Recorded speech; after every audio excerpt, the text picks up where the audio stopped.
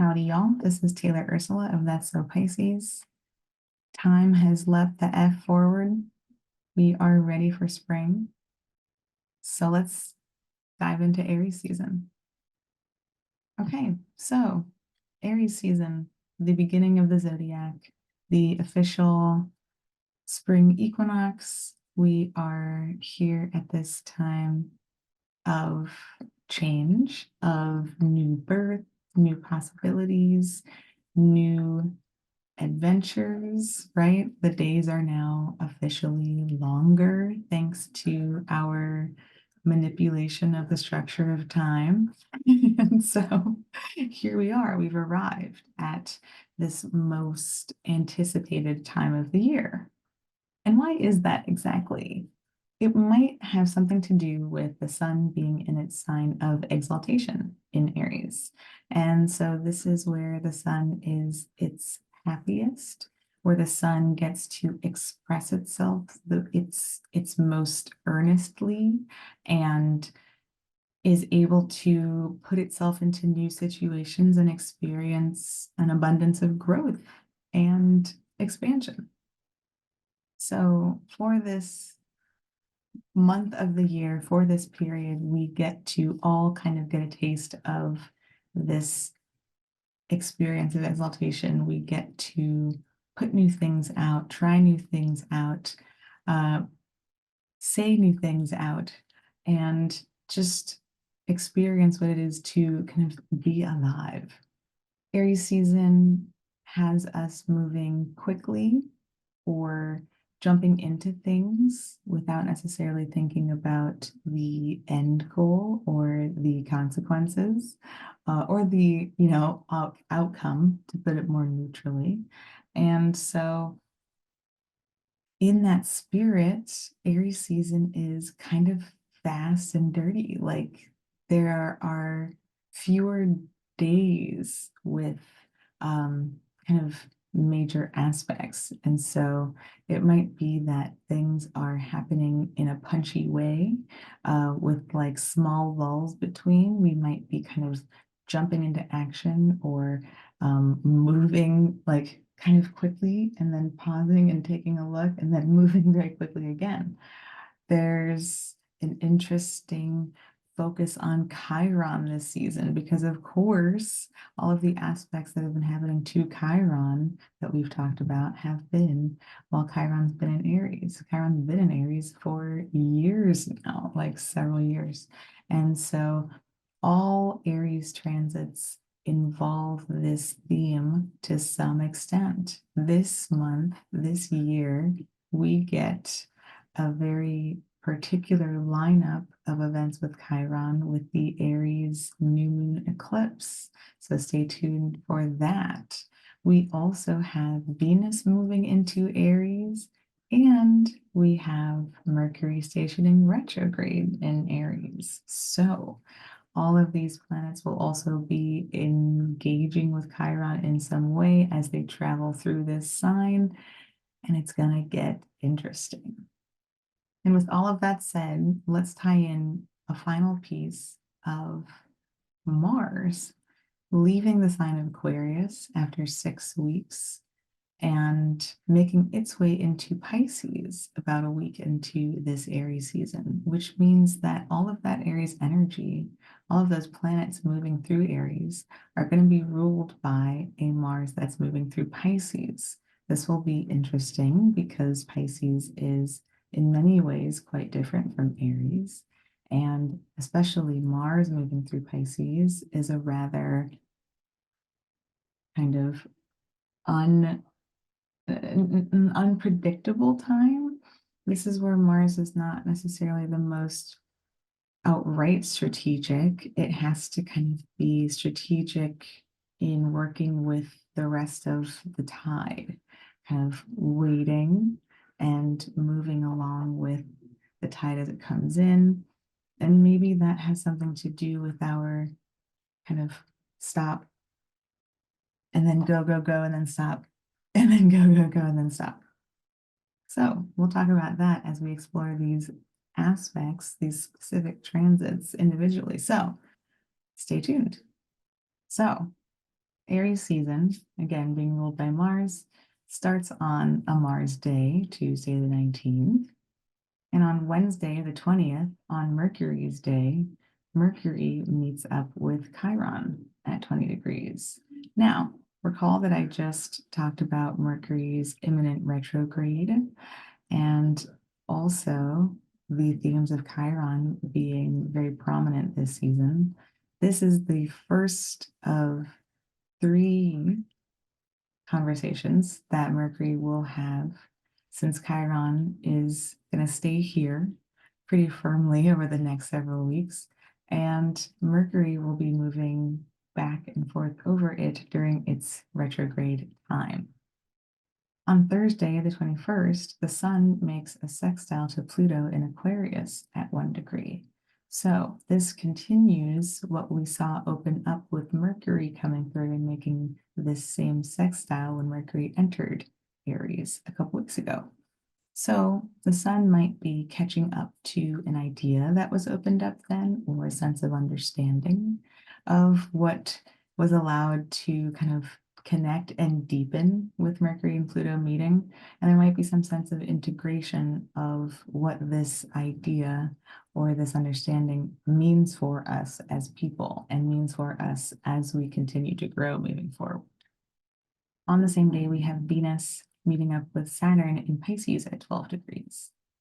This might feel good and burdensome.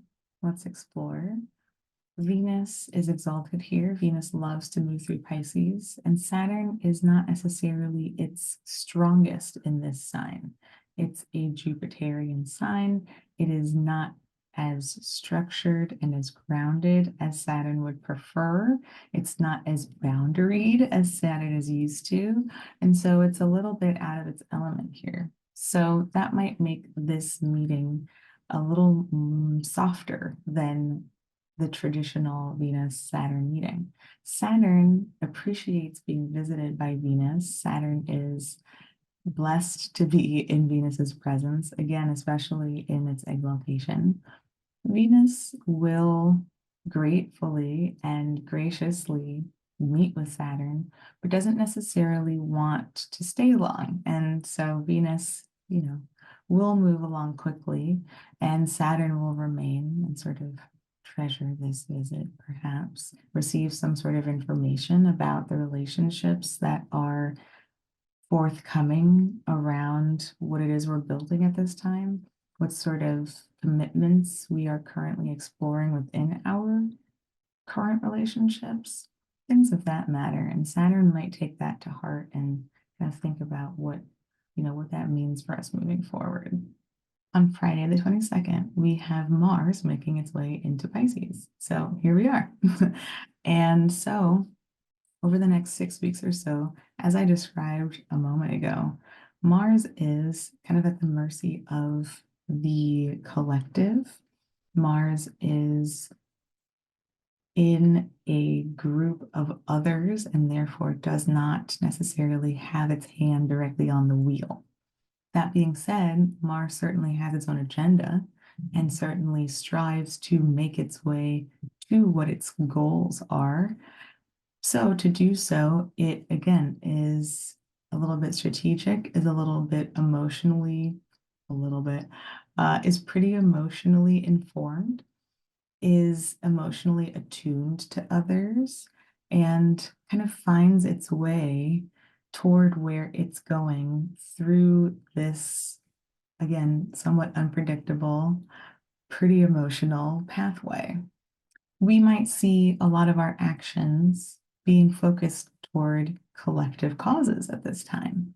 For example, we might see our individual energy being spent on trying to resolve international issues, on humanitarian causes. Okay, so this 6 weeks may see us very engaged in the world on a global scale and really thinking and acting in ways that are going to help us resolve what we need through the lens of other people, other places, other again, like global concepts we are connected to.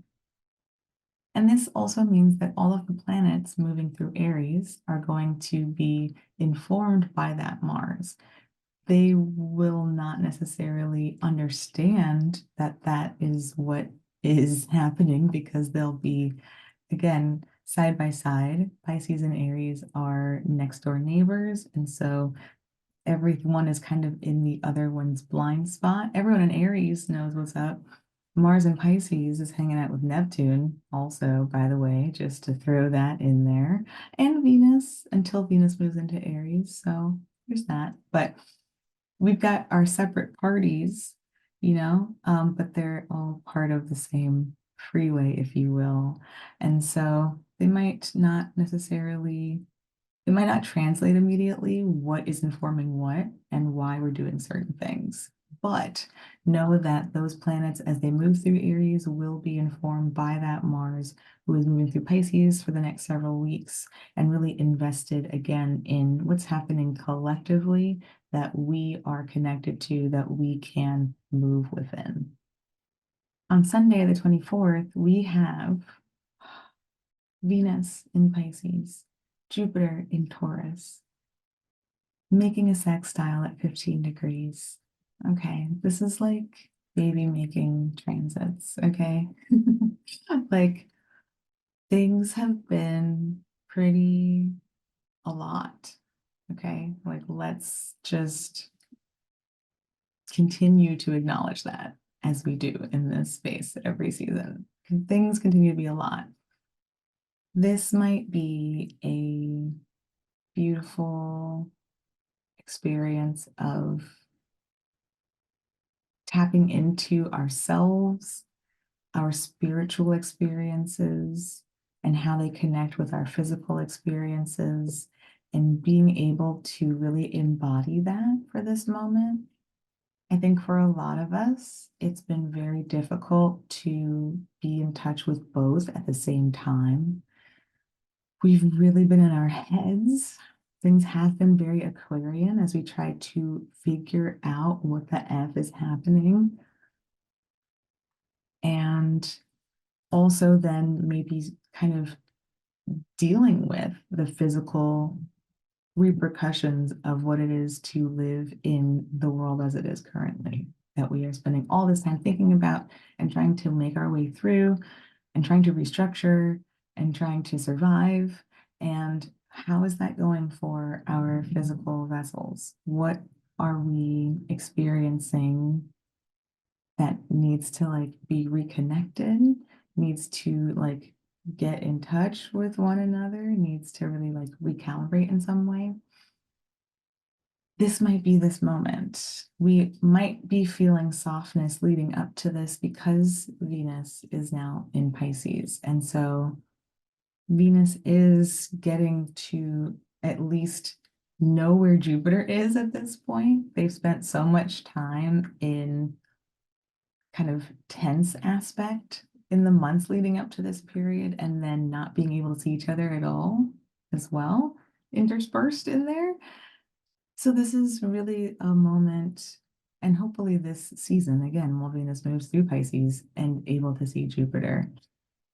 But this particular aspect happening on this particular day, leading up to this full moon eclipse in Libra, might hopefully be a chance for us to really, again, like reconnect some of these things that have been very separate for us.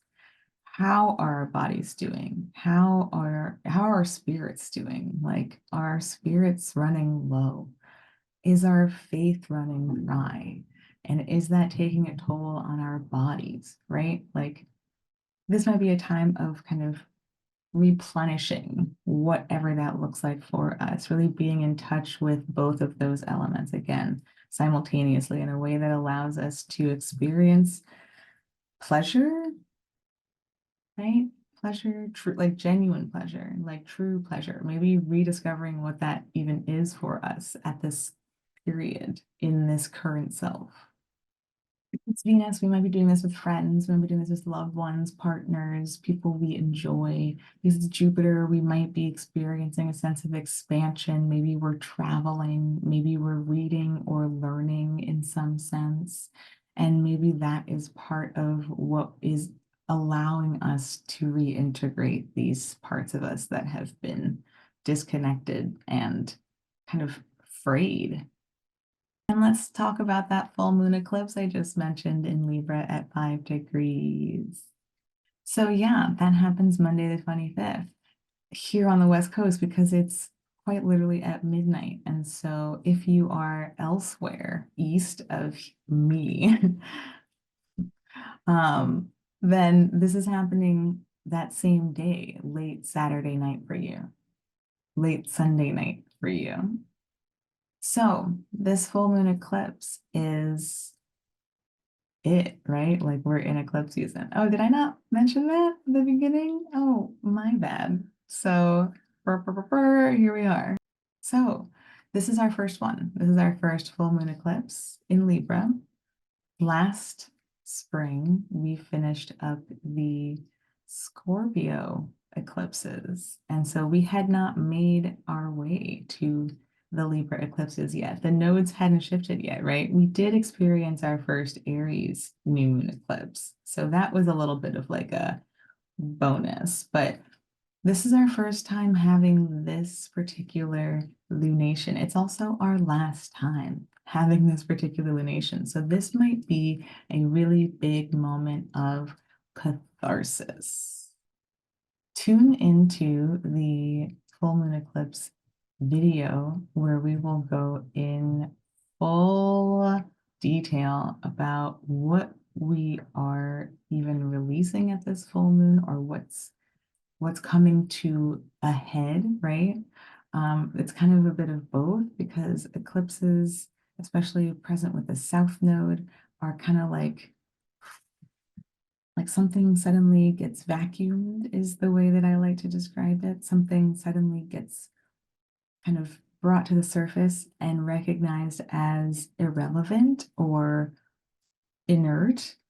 And then the full moon is also bringing something to a head, bringing something to a culmination point, maybe a celebration point. And so this is why this energy is so much, right? This is why this energy is so intense because there's a lot happening. Okay, tune into that video. We're going to talk about what Venus has been doing leading up to this full moon, being that it's the only one in this eclipse period with the nodes. What's going to happen? Okay, we'll talk about it then. It's a quiet week after that eclipse until Thursday, the 28th, when Venus in Pisces makes a sextile to Uranus in Taurus at 20 degrees. And Venus is ruling Taurus, right? And so Venus, again, ruling Jupiter and having that exchange a few days prior, ruling Uranus. And Venus has been in a tense relationship to Uranus for the past several months. Quick recap, squared 3 times while Venus was retrograde in Leo, opposed while Venus was moving through Scorpio, and then square while Venus was moving through Aquarius just recently. So it's been a lot of fighting, a lot of bickering, a lot of exposing, a lot of surprising. It's been kind of rude and like kind of a lot. And so to have them now make this pleasant, harmonious aspect, to see them now making a sextile feels like a balm, perhaps. And maybe this balm is really helpful in the wake of this full moon eclipse that we've just had. As the light begins to wane, as the releasing starts to unfold in full, Venus making this sextile might be like making up in some way, and maybe it's not forgiveness, okay? Like they've been through a lot, and maybe there's some that can't be forgiven. Maybe there's some that can't be forgotten, but maybe there's some sort of truce made or some sort of peace that we're able to come to. Maybe we can reconcile something and say, you know, okay, we had a good run and we did the damn thing. And this is where we can maybe like part ways. And that makes sense. This is a closing sextile. Venus We'll move through Aries next, and then return home to Taurus and meet up with Uranus to start a new cycle. So it certainly makes sense that there would be some sort of, okay, you know what? We can say goodbye here if that's what's happening, even on just some level, and we can feel okay about that or find the peace within ourselves. And we have a quiet weekend until we get to April 1st, April Fools, which is when Mercury will station retrograde at 27 degrees. It's also the day of our third quarter moon in Capricorn at 12 degrees.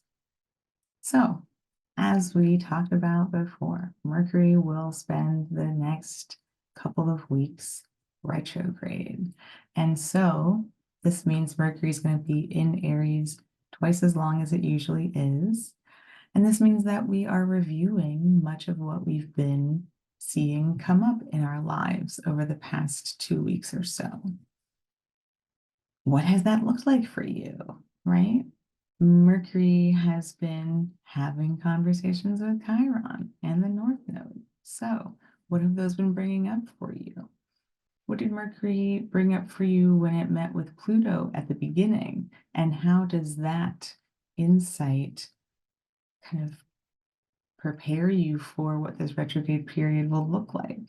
Mercury won't go back to that conversation with Pluto. So it was sort of a like baton handoff, if you will, or like here's the tool bag for what you're about to experience out there. Good luck.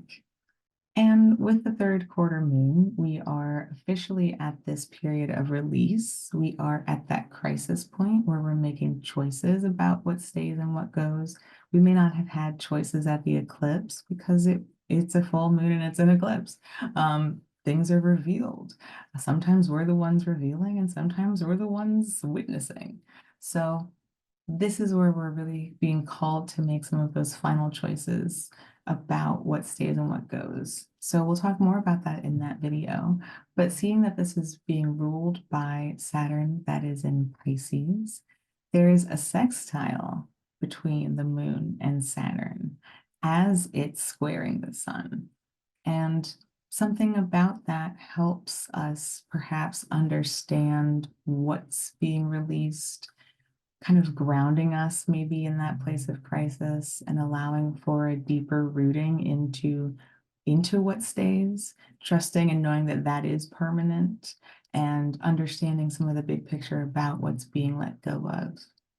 On Wednesday the 3rd, we have Venus meet up with Neptune in Pisces at 28 degrees. And so this is right around Venus's degree of exaltation as well, which adds an interesting flavor to this moment. Neptune is sometimes described as being Venus's higher octave or like evolved Pokemon, if you will. And so Venus deals with many of the things that Neptune is concerned with, but Neptune can't really act out here on Earth because Neptune's too far out into space. It's too transcendent. It's literally trans-Saturnian. And so that Saturnian boundary is kind of what we understand tangibly about the world. So Neptune kind of looms out there, just being only partially translatable. So Venus kind of grounds some of the energies of Neptune in a way that we can relate to. Seeing these two meet up allows for a new cycle of what both these planets represent for us. This might be a really creative time, right? How Venus can kind of express some of what Neptune is tuned into is through the arts. And so we might see ourselves exploring artistic avenues at this time. We might be experiencing a sense of like purity in ourselves and how we relate to others, especially thinking about, again, the full moon eclipse, Venus making a sextile to Uranus, that third quarter moon while Mercury stations retrograde. There's a lot that we are redoing or starting over at this time. And so maybe there's a sense of cleansing that comes to us on this day. Remember everything I say about Neptune, which is that all of that sense of enlightenment, And like transcendence can also be expressed in less grounded ways, such as trying to escape everything that we've had to navigate at this time. Maybe that sense of release has been really overwhelming and it's bringing up a lot of loss. It's bringing up a lot of big feelings that we don't necessarily know how to sit with or want to sit with. And so this may be a time where we want to take extra measure to ground because we may be tempted to kind of drift away in ways that are not as helpful to our physical selves in this moment. Let's always think about how a little bit of both can be part of the experience. And it might be that we do have a lot of big feelings. It might be that we do have a lot of big contradictory feelings, Pisces, right? Like two fish going in opposite directions. We might be feeling free and also sad. We might be celebrating and also grieving, right? A new cycle or redoing or starting over comes with an ending of sorts, and endings come with complicated feelings, right? Okay, so maybe we are really tuned into some complicated emotions at this time, and maybe we can find ways to ground that by engaging in something artistic. Maybe that is a really positive, healthy expression, and it allows for creativity to emerge from a place of deep emotion. On Thursday the 4th, we have the sun meet up with the North Node at 15 degrees of Aries.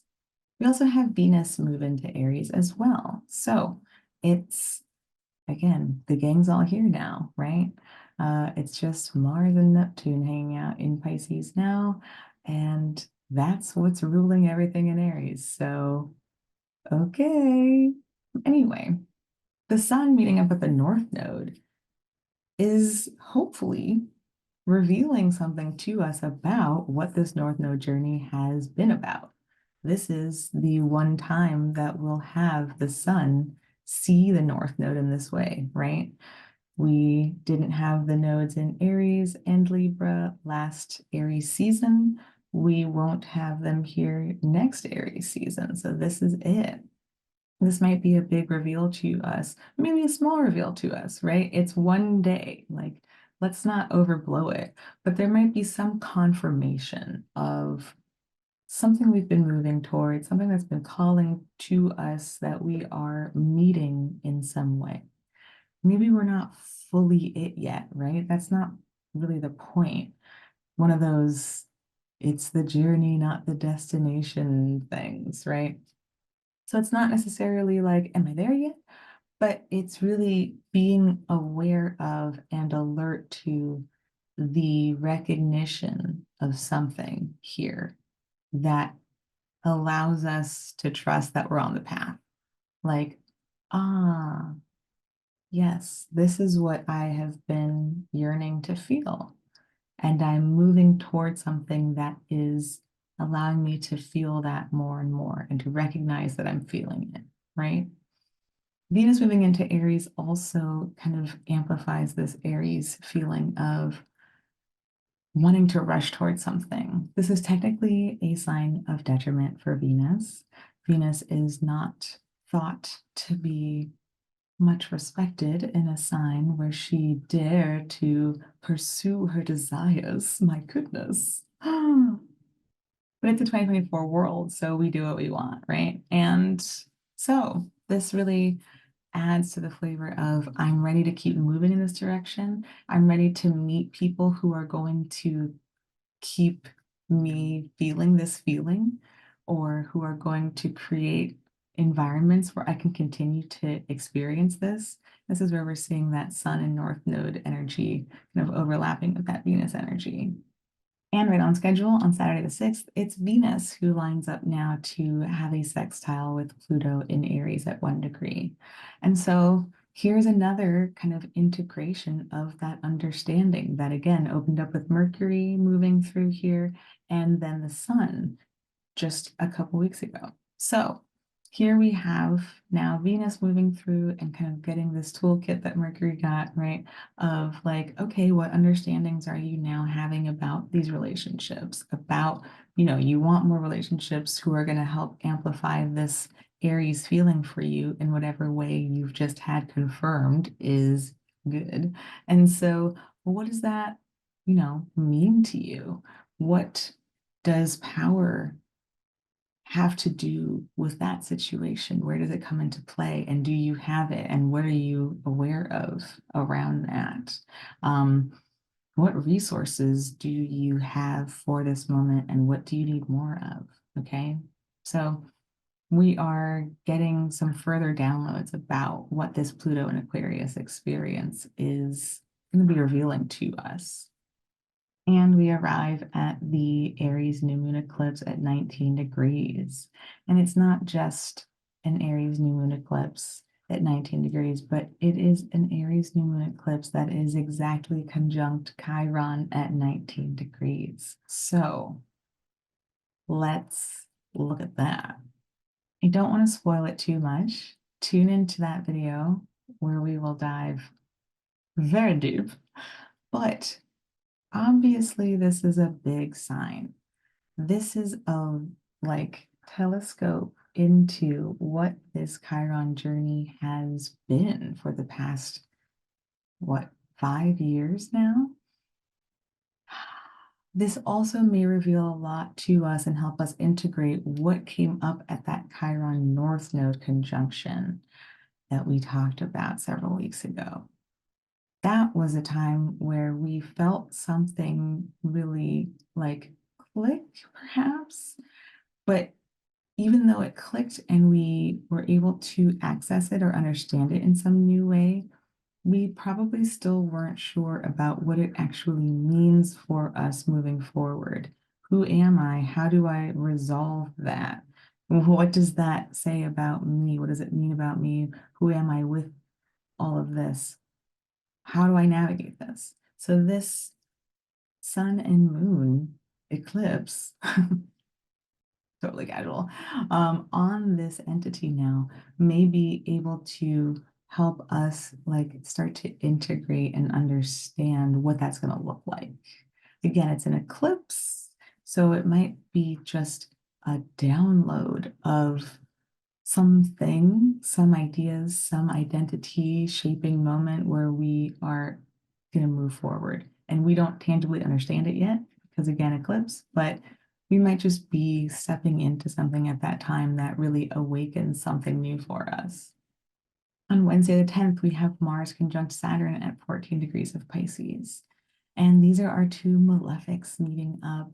This is, again, Saturn not really being at home here and Mars not really being at home here. So this may too be a somewhat softer expression of what is typically kind of a brash or brusque meeting, right? These two kind of forces meeting up and again being softened by water. So neither necessarily being very assertive, but still trying to, get down to business and strategize about how we're going to build some long-term things. This may be a day of responsibility, of feeling limited, of feeling slowed, right? Mars and Saturn kind of building for the long term and not really thriving here, either of them, to do so. And that might make us feel a bit sluggish here. That might make us feel a bit tired, but still kind of trying to accomplish things.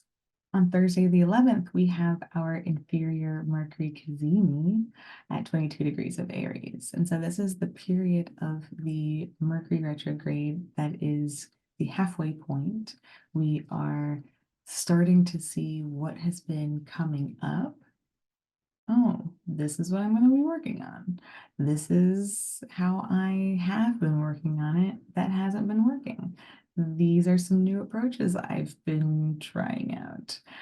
We may gain some insight into what the rest of retrograde might look like or pertain to, and hopefully gain some idea of what strategies we need to employ at this time. It's another quiet weekend until Monday the 15th when we have Mercury retrograde meet back up with Chiron. at 19 degrees. This is also the day of our first quarter moon in Cancer at 26 degrees. Now, remember I told you Mercury would be having this conversation a few times. So this is round 2 while Mercury is retrograde. We might be re-strategizing around what that Chiron downloaded with the sun and the moon at the eclipse. We might be gaining some insight into steps we want to retake or rewrite or back up from around what's been aching within us, that we can find new pathways around or through. Probably not around, right? Chiron's forever. So navigating through. We'll talk about that first quarter moon in that video, but it is a self-ruled moon and it is at 26 degrees. So we're wrapping up this Aries time. The moon is going to square Chiron in Aries and square Mercury in Aries. And so it's gonna maybe bring up a lot of feelings, or those feelings may change in Cancer as we kind of approach the sun and start to make those choices about what's going to culminate next. On Wednesday the 17th, we have Venus making a conjunction to the North Node in Aries at 15 degrees. And perhaps otherwise unnotably, the moon on that day is moving through Leo and will be making a trine to this conjunction. So there might be some emotional component or integration that happens while there's some illumination or some insight into what relationships are at play in this North Node Aries journey at this time. Who's coming with us? Get in the car, we're going, who's getting in? Our last aspect of Aries season is Venus in Aries making a conjunction to retrograde Mercury. And this is particularly interesting because Venus is going to rule the sun while it moves through Taurus, which it enters later that same day. And so whatever Venus receives from this conjunction to Mercury here while Mercury is retrograde is going to shape whatever Taurus season is going to look like. While in Taurus, the sun will move through and meet Jupiter and Uranus, and we'll also have Venus make its way into Taurus as well and return home. And so this will be an interesting kind of start to that time. What has Mercury picked up from Chiron recently? And what is being relayed there to Venus about our relationships, about our finances and resources, and about our values at this time? And how will that unfold across Taurus season? Well, you'll have to tune in to the next season to find out, but just an interesting little kind of treat for us to end Aries season with. So giving us something to look forward to and to think about. All right, y'all. So we are done talking about transits. Let's go ahead and focus on the tarot portion of today's entertainment. We will be looking at the Emperor, which is our card for Aries season. We'll be seeing how it interplays with Strength, our card for the year. If we think about those astrological affiliations, that's Aries and Leo, and kind of makes me think about the Venus North Node conjunction trine the moon in Leo that we just talked about. We'll see if there's anything there, but we'll talk about how these cards interplay, and then we'll pull for all of the signs. Tune in for your sun, moon, rising, and take what sticks, leave what doesn't. I'll see you there. Okay, so let's talk about our cards for this season, the Emperor and Strength. So we know Strength is our card of the year. This is showing us where our instincts are seeking deeper realignment. We began this work really 2 years ago with the Lovers year that we had, where we were synchronizing our kind of spiritual self and earth selves. Last year, we continued this work with the Chariot in terms of realigning our kind of emotional drive, motivation, and how that impacts where we think we're consciously going. And we're continuing this work this year with strength, which is pulling us deeper into our kind of gut space, our sacral space, those really primal instincts, and getting an understanding of how those show up in our day-to-day world, how we honor those, how we surrender to those. So this month, this season, we have Emperor energy coming in, which is very appropriate for all of the transits we'll be experiencing, especially the Aries new moon eclipse, the all of the conversations with the North Node that we're seeing take place, all happening within this realm of Aries energy represented by the Emperor. So it's really lovely to see us incorporating this element of this work that we're doing. So what the Emperor represents to us is our sense of authority, our sense of autonomy, and where negative Aries stereotypes come in is where we see authority and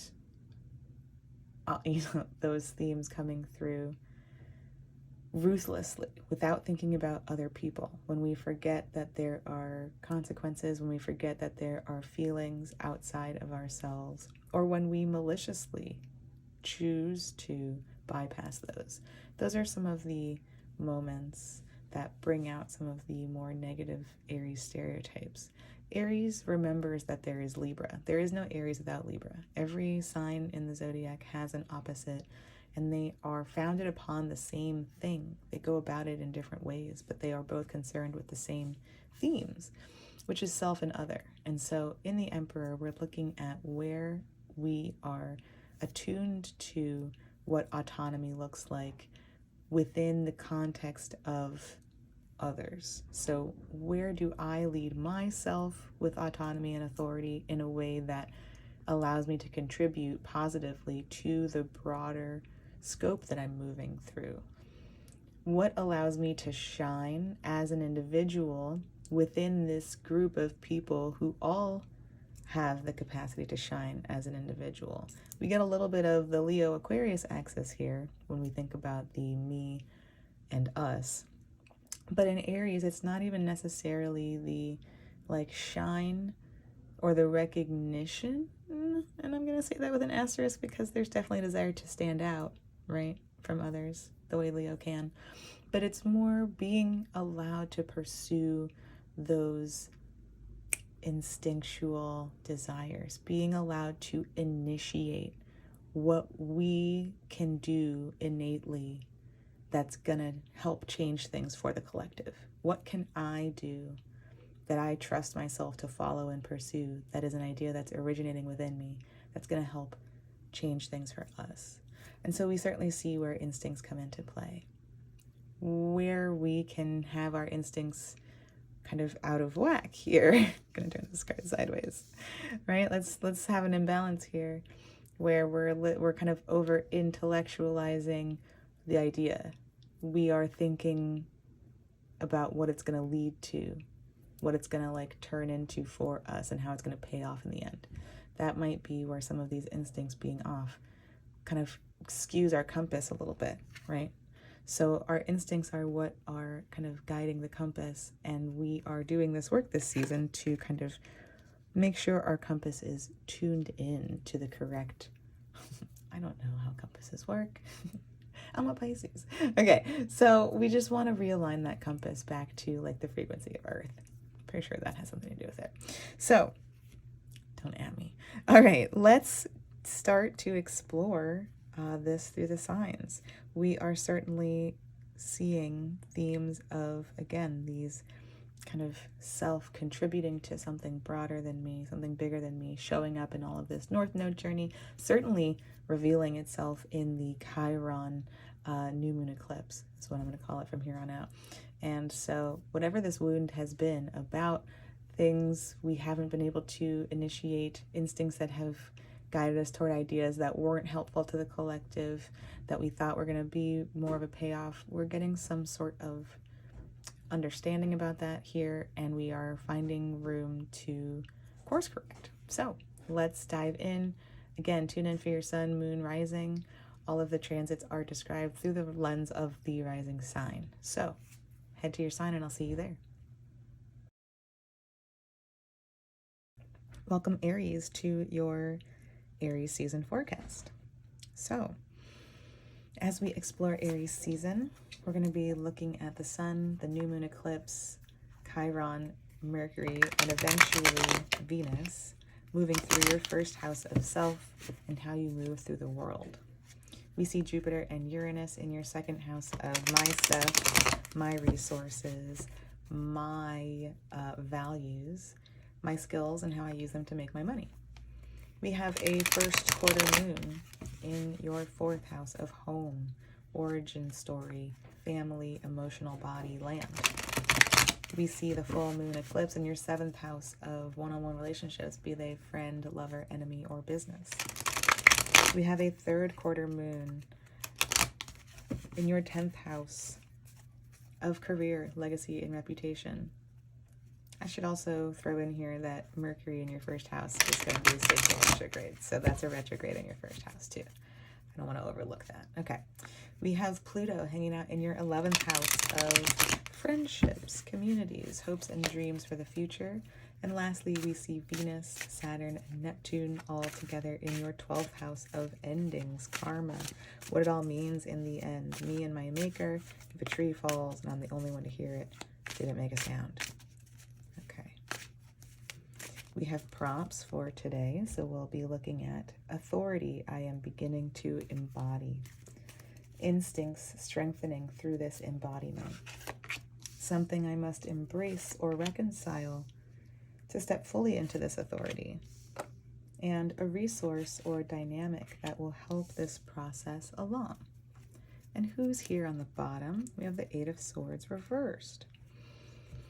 So we're looking at a foundation of stepping out of anxiety, finding the pathway forward. Perhaps we've been in a state of being kind of trapped within this Eight of Swords space, this feeling as though we are enclosed by a situation that we have no way to get out of.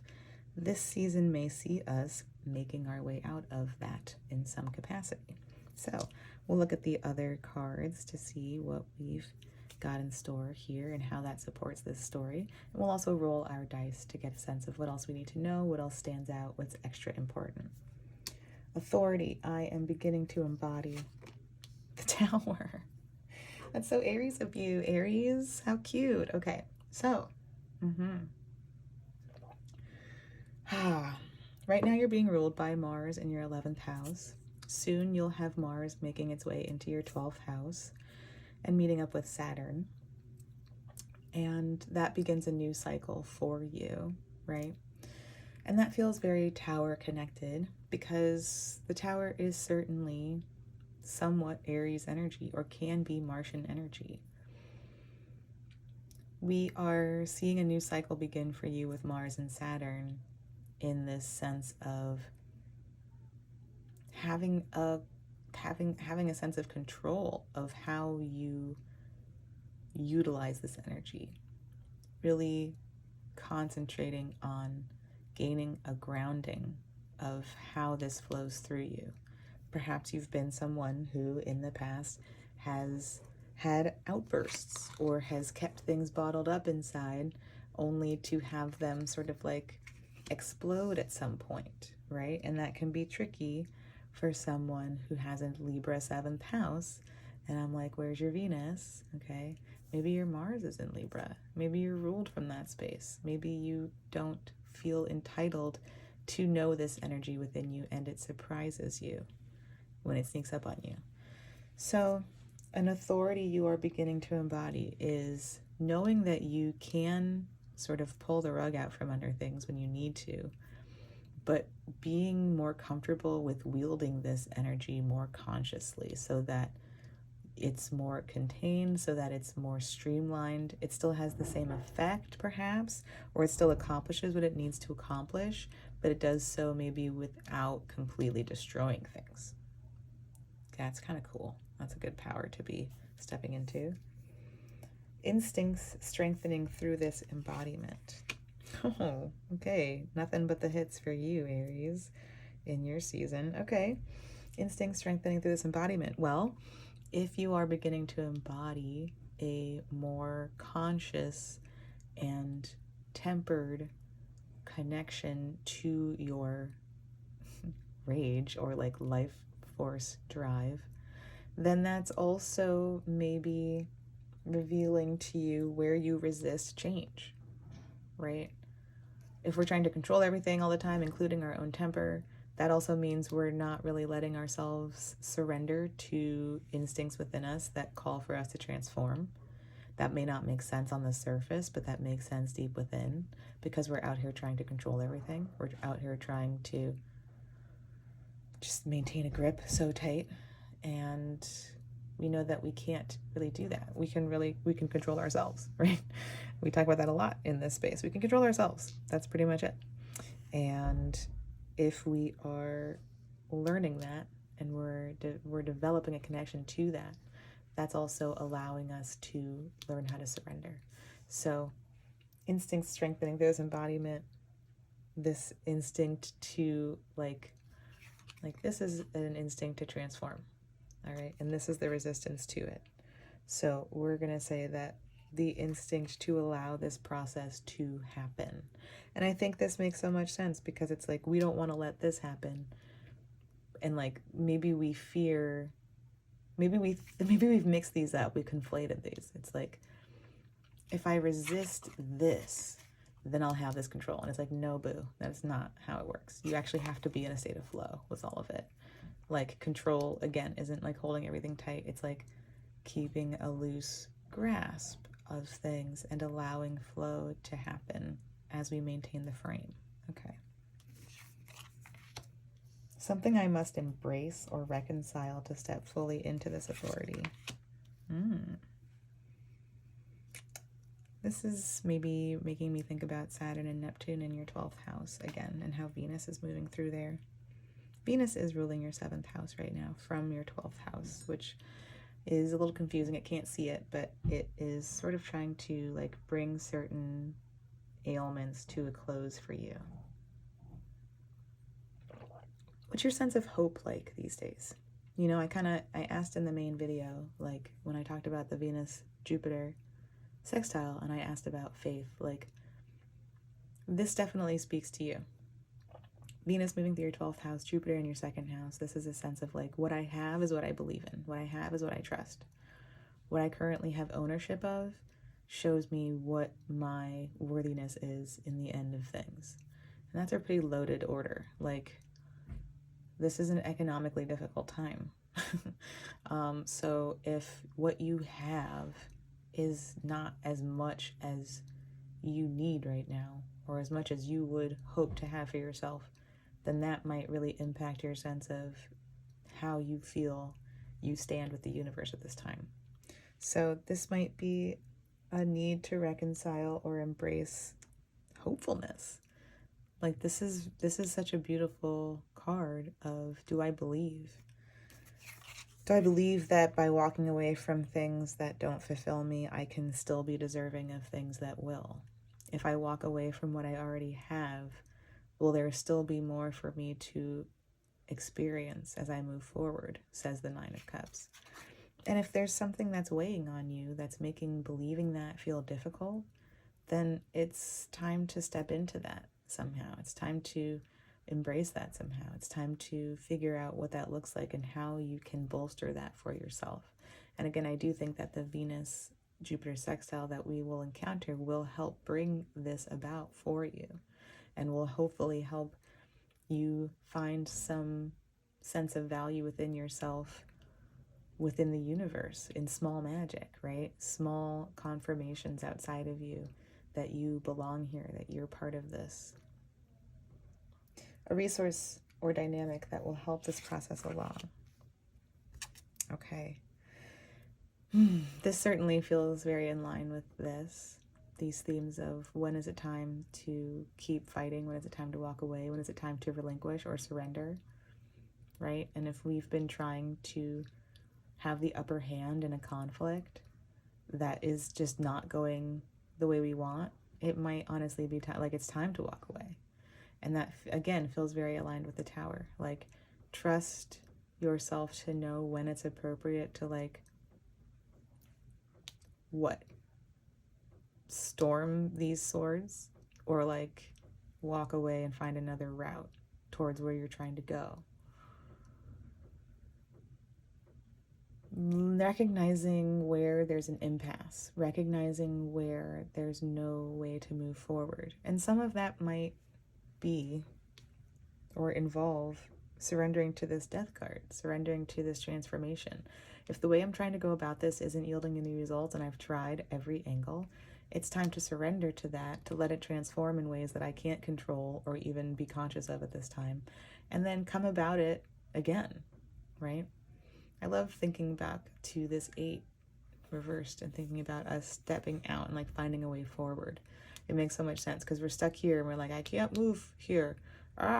Now I'm trapped in the 8 where it's just like I don't see any way out. And it's like the way out is to walk away.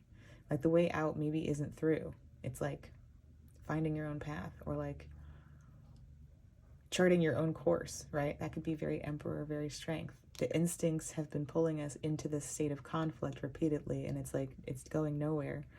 And the instincts are, well, let me find my own way around this. That's going to make this better for us, okay? Going this way that I have been doing isn't working. I'm trying to maintain this control. I'm learning to embody this more authoritatively and be more in charge of what this energy looks like. I'm going to allow for some transformations to occur. I'm going to hope and trust that this is worth it, and that even if in this immediate moment I can't get where I'm trying to go, there's some other pathway that's going to reveal itself to me once I allow this surrender and transformation to occur. This is trusting instincts versus over-intellectualizing. If we keep thinking about it, we're going to keep going about this the same way. If I keep using this same conscious function as I have been getting up to this point, I'm just going to keep repeating the same cycle here. So I've got to let something instinctual allow me to move elsewhere and find a pathway forward. I'm going to create the pathway forward. Let's roll our dice and get a sense of what else really stands out here or is super important for us to know. Okay. We see Mars, we see Leo, we see 9. Okay. So Leo is your 5th house. That's your house of self-expression, and that's ruled by the sun. And as the sun moves through your 1st house, it's certainly revealing a connection between how you move through the world, how you see yourself as an Aries, and how you share that with other people, how you express yourself. Maybe that connects with some of this like Tower death energy. Strength is correlated to Leo as well. And so maybe we are really thinking about those instincts around self-expression. How do you share what you feel? Do you feel entitled to share what you feel? Where is your sun in your natal chart? Do you even recognize how you come across to people? And I don't mean that in a mean way. I really mean like if your sun is in Pisces and you have a Leo 5th house, like you don't even see how you share yourself with others or how you express yourself. And maybe you have an idea of who you are to other people, and the way that you express yourself to those people is very different. I'm drinking tea.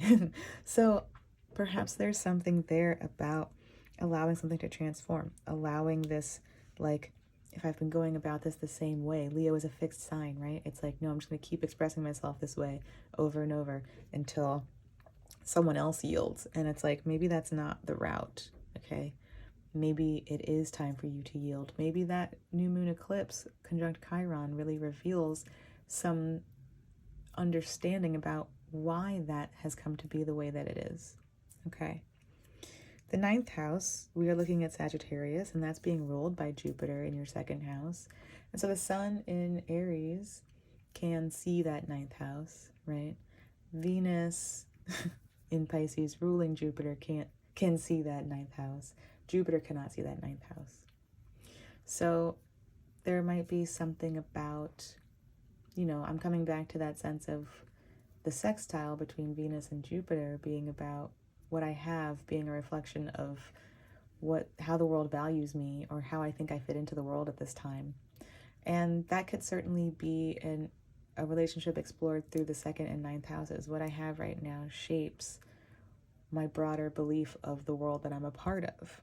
And again, if there are other things in that 2nd house for you that Jupiter and Uranus are activating or aggravating in some way, there may be a really big story you're exploring right now about how your faith is connected to what you currently possess, and getting clear on that for yourself. And yes, of course, Mars. Like, again, Mars is ruling your chart. Mars is ruling the season. Mars is ruling this eclipse. Mars is ruling all these Aries planets. It's doing so from your 11th house right now of hopes and dreams for the future, but it's about to move into your 12th house. So there is certainly a withdrawal happening. You are going into a behind-the-scenes place before Mars enters Aries in the spring, and you fully emerge like full force, ready to strike and take action. So think about the next 6 weeks as a reset period for you. Think about this Saturn conjunction as a culmination point for you of how it is that you contain yourself, how it is you put yourself into the world, and how that impacts the world you're trying to build. Okay. Thank you so much for tuning in. If you enjoyed, please like, share, subscribe. Next season, we'll talk all about that Jupiter and Uranus and what they've been activating for you. And I can't wait to explore that with you, so I'll see you there.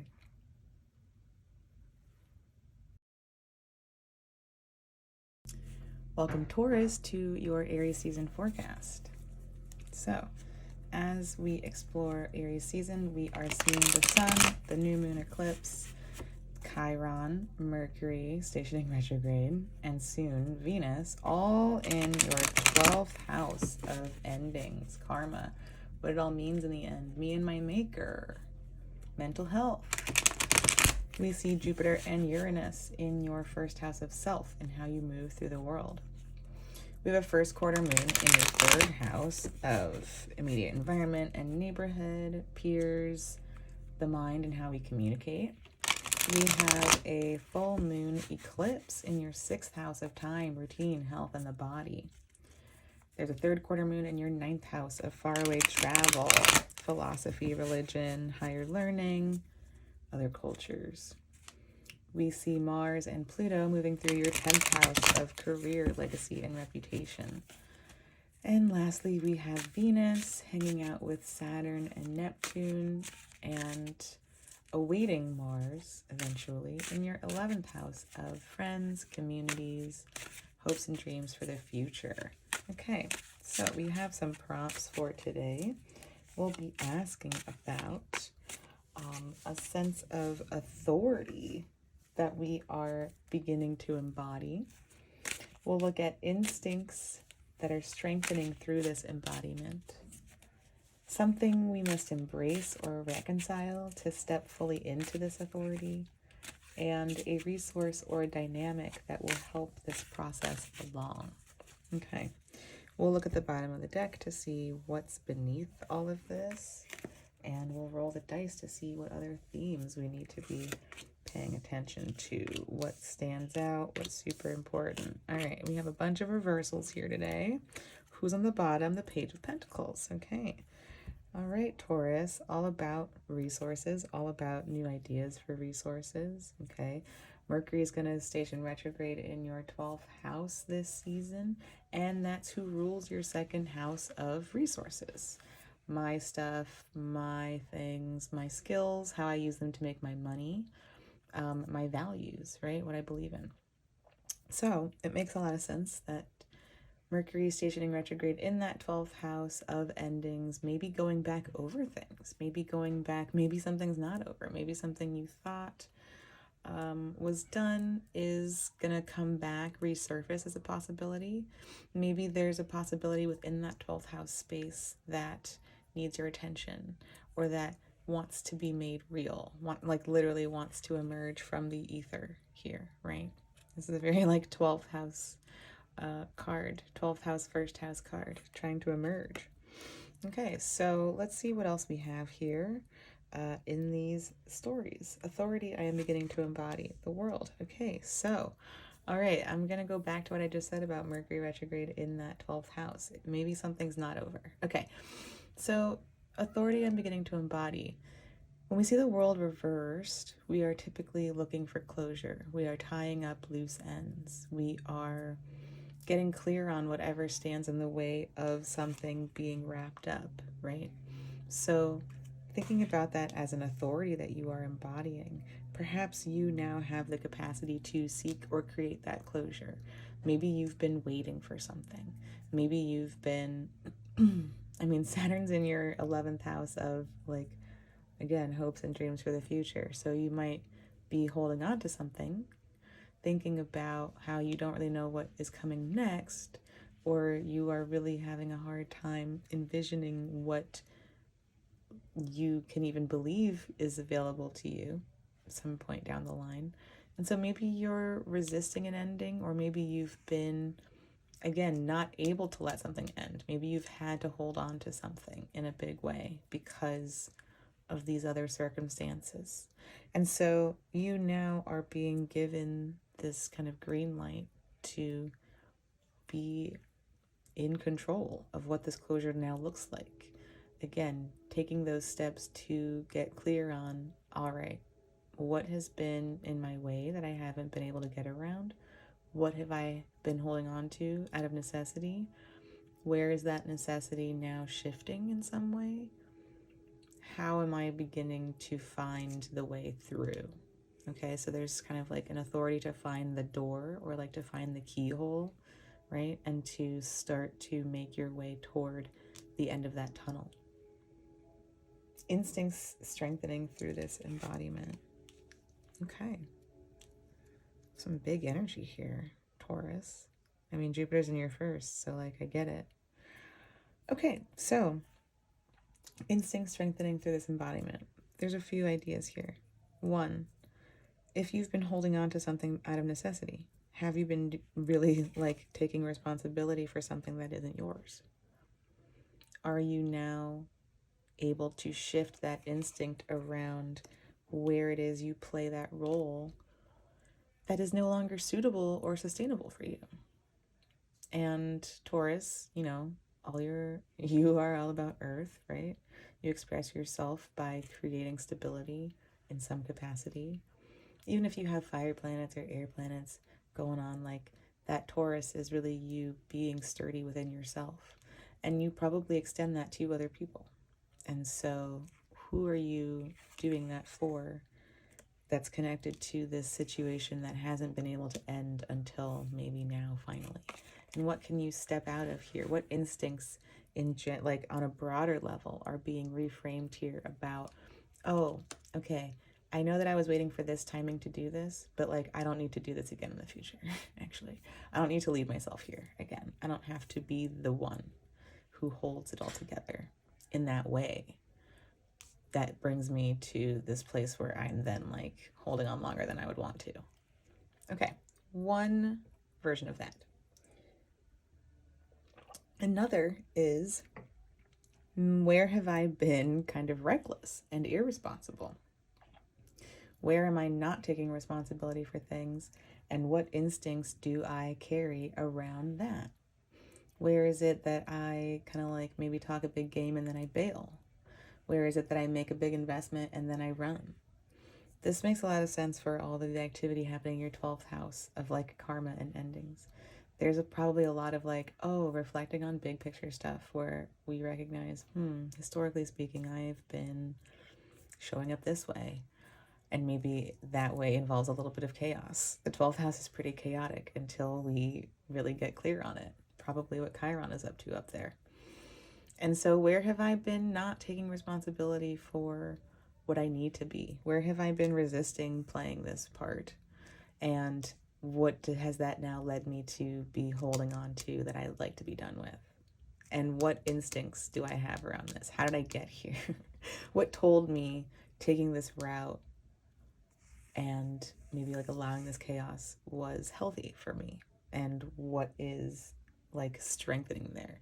And I like that about like, let's remember that this is strengthening. So whatever instincts are you know, we are in the year of strength, right? We are looking at the Emperor right now. So all of this fire energy is really like appropriate for you in all of your dark houses, 4th, 8th, 12th. And we're talking about the 12th house right now. So it's getting called out, whatever instinct it is, so that we can, again, like nurture it. So I'm looking at this through a positive lens. I'm not looking at this as like the instinct to allow chaos is strengthening. I just want to make that clear in case anyone is wondering. It is like instincts around this that are becoming stronger within us in a positive way. Something I must embrace or reconcile to step fully into this authority. Okay. Yeah. Where are you lying to yourself? Where are you lying to other people? Where are you letting other people lie to you? Where are you letting other people lie to each other? All of this can be yours in the Seven of Swords. So we're stepping out of this. Something I must embrace is that, like, maybe it's time to leave this behind. It's time to step out of this dynamic, whatever it looks like. And maybe it's some of those 4 things overlapping. Often when we're lying to ourselves, we allow other people to lie to us. That's kind of how it all works. It's how it all stays in sync, right? So what parts of that feel real to us? Where do we need to step out of that? Where do we have imposter syndrome? Are we allowing for chaos because we have imposter syndrome, because we don't believe that we can actually live up to this, and therefore we just keep surrendering to falling short? Are we lying to other people and saying we want to take responsibility for all of them and all of their stuff and like giving in that way? And is that because I have imposter syndrome, because I don't think that I deserve to be taken care of in return, or that I only know myself if I'm needed by other people? Whew. Where's the lie? That's where I'm going to leave that. A resource or dynamic that will help this process along. Okay, awesome. Love this. Love to see these core cards here. Love to see earth and water. Like, such a beautiful combination here. Okay, so a resource or dynamic that will help this process along, turning inward and focusing on your emotional well-being. I think that might be like my really only one read for this. You know, usually I try to go a few different ways for you. But if we're looking at this as a resource that's going to help you, then I think there's only one way to read this, which is turning inside, going into me. Okay, so, you know, this is typically a card of holding space for my own feelings, right? This isn't the king who from here becomes the crystal that can then be accessed by others, carried by others, touched by others, needed by others in a tangible way. This is still us in this sort of like ethereal, uncontainable form of holding space for our own feelings and like being that vessel for ourselves. And so when we think about this in reverse, we might be thinking about where we resist that. Where do we resist? And I'm thinking about the first quarter moon in your 3rd house, which is the house of joy for the moon. The moon loves to be able to like talk about feelings, communicate about events, and like express emotionally and like connect with others. And maybe this is like connecting with the self first. Okay, maybe this is like connecting with me. I'm thinking about the full moon eclipse in your 6th house and how, you know, while there's all this focus in your 12th house of endings and maybe thinking about whatever chaos lives up there or whatever like unresolved, unstructured things are running amok up there, causing trouble for us. I've been thinking about the 6th house and that south node there, which is asking you to take back your time from unequal like rituals, workspaces, and like coworker relationships, and what other sixth house things? Like whatever you put your body through that is like unfair, right? Thinking about Libra there. And so if you are taking back some of that time, if you are taking back some of that energy, giving it back to yourself, right? Literally pulling away some of this energy from giving to others, giving back to you, redirecting that back into your mental health, back into your 12th house, so that you can resolve some of these things, right? So that makes so much sense. This is going to help all these other things make more sense. And of course, how beautiful. Let's come back to this Page of Pentacles. He's talking about what becomes possible once we do this. If I recall my energy from these spaces and situations and people who are not giving back to me mutually, or who are just done, like that are done, I have paid my debt, or like I have put in my time, or like we have reached the end of this being possible, then what becomes possible? Like, think about what opens up, all of these new ideas, these new prospects, all of these new, and like it's about to be Taurus season after this, right? So that's the sun and all these planets moving into your first house, emerging with all these new possibilities about who you are, first house, and how you move through the world, first house.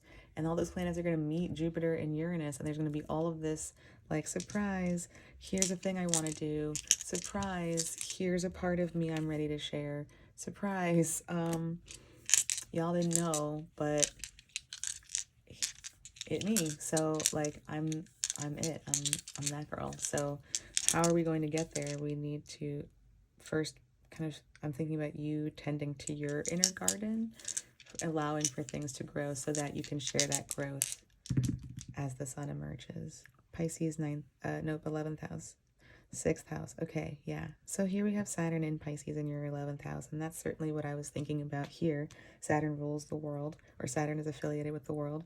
So we are thinking about, like, what is possible for me down the line, and maybe that's a part of what needs to be opened up here, right? What is possible is trying to open up, but we need to, like, how people say, like, you have to let go of something and make space for something in order for something to come in. You can't just get new things while there's old things placeholding, right? That feels appropriate here. That doesn't always feel appropriate, but it feels appropriate here. Saturn is really maybe limiting that sense of being able to see what's possible for you. And I think that's because Venus, your chart ruler, is currently besieged between Mars and Saturn. Once Venus meets with Saturn in that 11th house space, that's you finally seeing, oh, this is what I'm trying to work toward. And now I can start to let go of what is not part of that. And Venus will then be free of that besiegement. Like, that's when she's trapped between Mars and Saturn, which is where Venus has been the past few weeks. So it feels like a few weeks anyway. So I think that's a really big component to that. And yes, this 6th house, South Node that I was just talking about, pulling back that energy so that you can give that time back to yourself and allow new things to grow here. Absolutely makes sense for all of this. Like, you deserve that sense of autonomy, but you're tethered to others right now in a way that you can't lead yourself forward, and those instincts are getting really tangled.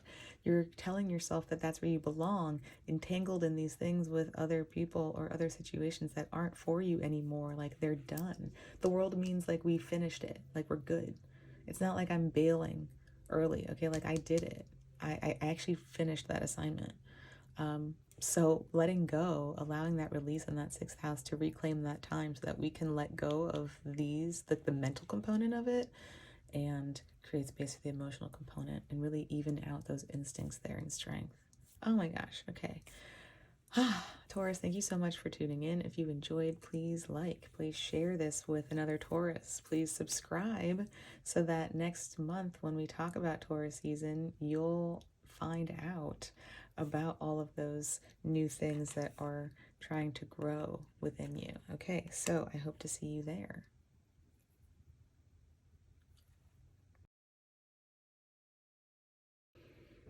Welcome, Gemini, to your Aries season forecast. As we explore Aries season, we are seeing the sun, the lunar eclipse, Chiron, Mercury, stationing retrograde, and soon Venus, moving through your 11th house of hopes and dreams for the future and friends and community. We see Jupiter and Uranus in your 12th house of endings, karma, what it all means in the end, me and my maker. What else? Mental health. There we go. We have a first quarter moon in your 2nd house of my stuff, my resources, my values, my skills, and how I use them to make my money. We have a full moon eclipse in your 5th house of true love, self-expression, play, children, joy. There's a 3rd quarter moon in your 8th house of transformation, psychological space, ancestry, inheritance, shared contracts like my landlord, my boss, my spouse. We have Mars and Pluto in your 9th house of faraway travel, other cultures, higher learning, religion, philosophy, making meaning. Lastly, we have Venus, Saturn, Neptune, and eventually Mars in your 10th house of career, legacy, and reputation. So, we have some prompts for today. We'll be looking at authority I am beginning to embody, as well as instincts strengthening through this embodiment. Something I must embrace or reconcile to step fully into this authority. And a resource or dynamic that will help this process along. Okay, we'll look at the bottom of the deck to see what's beneath all of these stories here today. And we'll roll the dice to find out what really stands out here, what's really important, or anything else we need to know. Okay. Temperance. All right, Gemini, that's kind of fitting for you. Temperance is connected to Sagittarius, which is your 7th house, and your ruler, Mercury, is about to be retrograde, and so there's maybe a lot of balance that you're going to be like focusing on here. And since it's from your 11th house, this may be particularly themed around the future, around what you're trying to implement for yourself and how you're going to kind of get all of these elements in balance in order to facilitate getting there. We might be thinking about friends and community, and that feels like an 11th house into the 7th house of Sagittarius vibe, and who those people might be at this point. What relationships are out of balance for you? What relationships are maybe giving or like overwhelming some of your elements, right? And how can you maybe like sort those out better? Giving your time to them differently so that these can remain more in balance. It's nice that it's upright, simply because it's kind of just a check-in. It's not necessarily like a whoa. I'm really seeing clearly how imbalanced things are. This might just be kind of like a tune-up for you. So that's kind of cute. I like that. But let's see. Let's find out. Let's, don't let me get too optimistic, Pisces. Authority I am beginning to embody. Oh, cool. Okay, I like that. So that feels very fitting for you, Gemini. Gemini is the twins. It is an air sign. It is intellectual. 2 of Swords is certainly an air card and has to do with how we think about our instincts or how we think about our intuition. Like, what do we feel within us and what are we not really listening to? Or what is a tough choice that we're facing that we are trying to avoid? I see some imbalance there. And with this reversed as a sense of authority that we're beginning to embody, we're getting clear on the fact that we just need to be honest. That's shocking, right? I'm looking at this full moon eclipse in your 5th house of self-expression. That south node there is like, where do you play nice in how you talk to people? And where is that actually like super unfair to both of you? is one example. Where do you please people in that fifth house to a degree that is no longer like sustainable for you or allowing you to be authentic? This is telling me more about this Mercury retrograde in your 11th house and this imbalance. Okay. So, because, you know, Mercury is going to meet with the North Node, right, too, and Chiron, and talk all about where you are not able to be yourself amongst those friendships and within those communities. So, where is it time to be honest? All right. And like, let's go ahead and say that with the South Node moving through your fifth house of self expression, that you've learned enough of how to say things to people in a nice way. So, let's get to work on moving through the discomfort of disappointing people or like letting people down or like wanting something different from someone else. Okay, like that's hard. All right, Gemini wants to like see itself in others and sometimes will change itself in order to do that, to fit the other person. And so this authority within you that's asking to be embraced, or that you're starting to embody regardless of any permission, is the you know what, it's time to just share what is happening for me. Like I just need to kind of dump this out and like put it out there, knowing that you can, like, trusting yourself to do so in a way that's going to be like okay. You know, it might make people sad, it might make people upset, but like you're not going to do it in a way that's going to like literally harm someone. All right. Instincts strengthening through this embodiment. Oh, ooh, when it's time for things to be done, my love. Like when it's time to like walk away. You know, Sword City so far, okay? So I get the sense that we know what element is out of balance, and that's certainly amplified by that South Node and full moon eclipse in your fifth house, a fellow air sign. All right, so like when we get here, yeah, it's stressful, but it's over, which goes really well with this Two of Swords. We sit in this place of, uh-oh, what should I listen to? And what is real? And what should I take with me in here, right? And like, it's not about which door do I go through. We have to go through this one door, all right? It's what I'm taking with me. So when we choose the thing that does not allow us to be honest, we lead ourselves into this place of the 10, where we are experiencing an acceleration of the anxiety the further into this thing we get.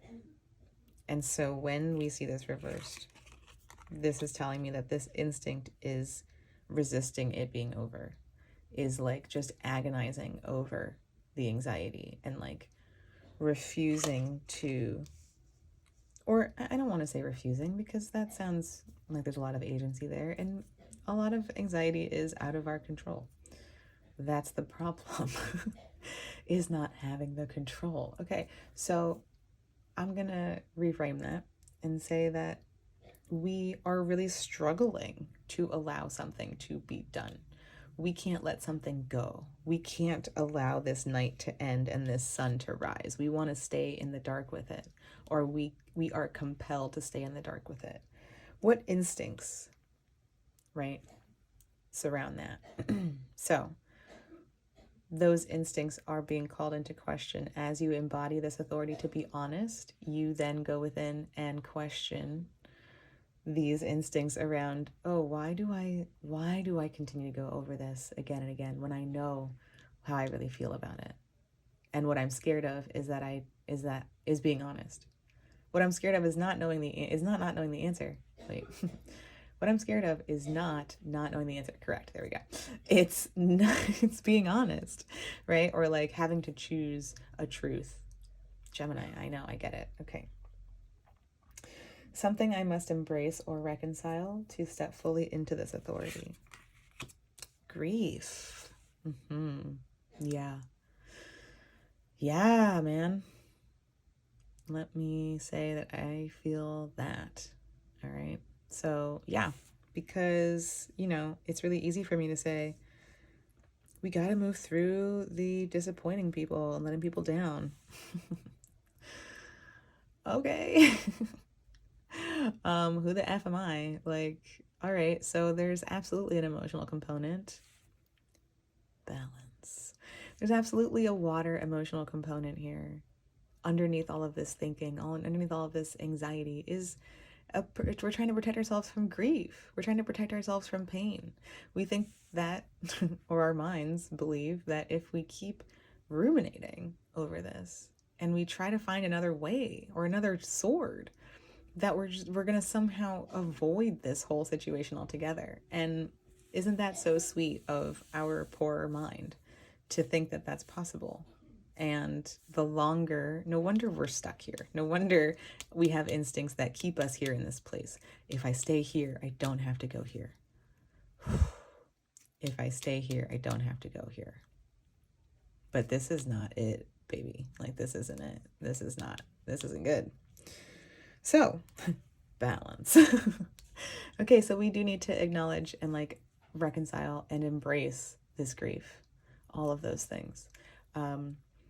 And I mean, let's look at the kind of like sunset vibes here and these parallel portals, right? I get it. If I take this one sword with me, I will feel grief. Duh. Like, that's obvious why we're in this reverse place here. So the sunset here, though, or this, let's maybe think of this as a sunset since the moon is out, and I kind of think of this one as a sunrise, because this is the light at the end of the tunnel, literally. Like, we do need to move through the grief in order to find the light, which is trying to come up. The sun's trying to rise here. We aren't really letting it, though. Wow, I'm loving how this is all tying together. Just appreciating the art here. So we do need to embrace this. We do need to reconcile this. There is grief in disappointing others or in wanting things that other people don't want. There is separation there. That is maybe traumatizing for us, okay? Libra South Node, like, it's not just it's cute to go along with what you want. That's a survival mechanism. Instincts, like, these are instincts for a reason. These have been programmed into us in order to, like, we get along we go along to get along. Like, we create those instincts so that we can survive. So there's absolutely grief there in not just what I risk now, what I risk losing or changing now in being honest, but how connected that is to these deep wells within me and how that's shifted the pull of my compass, right? Okay. Ooh, I like this too. We have these same lines, but like they're different. They mean different things. This is like I'm trying to put myself outward.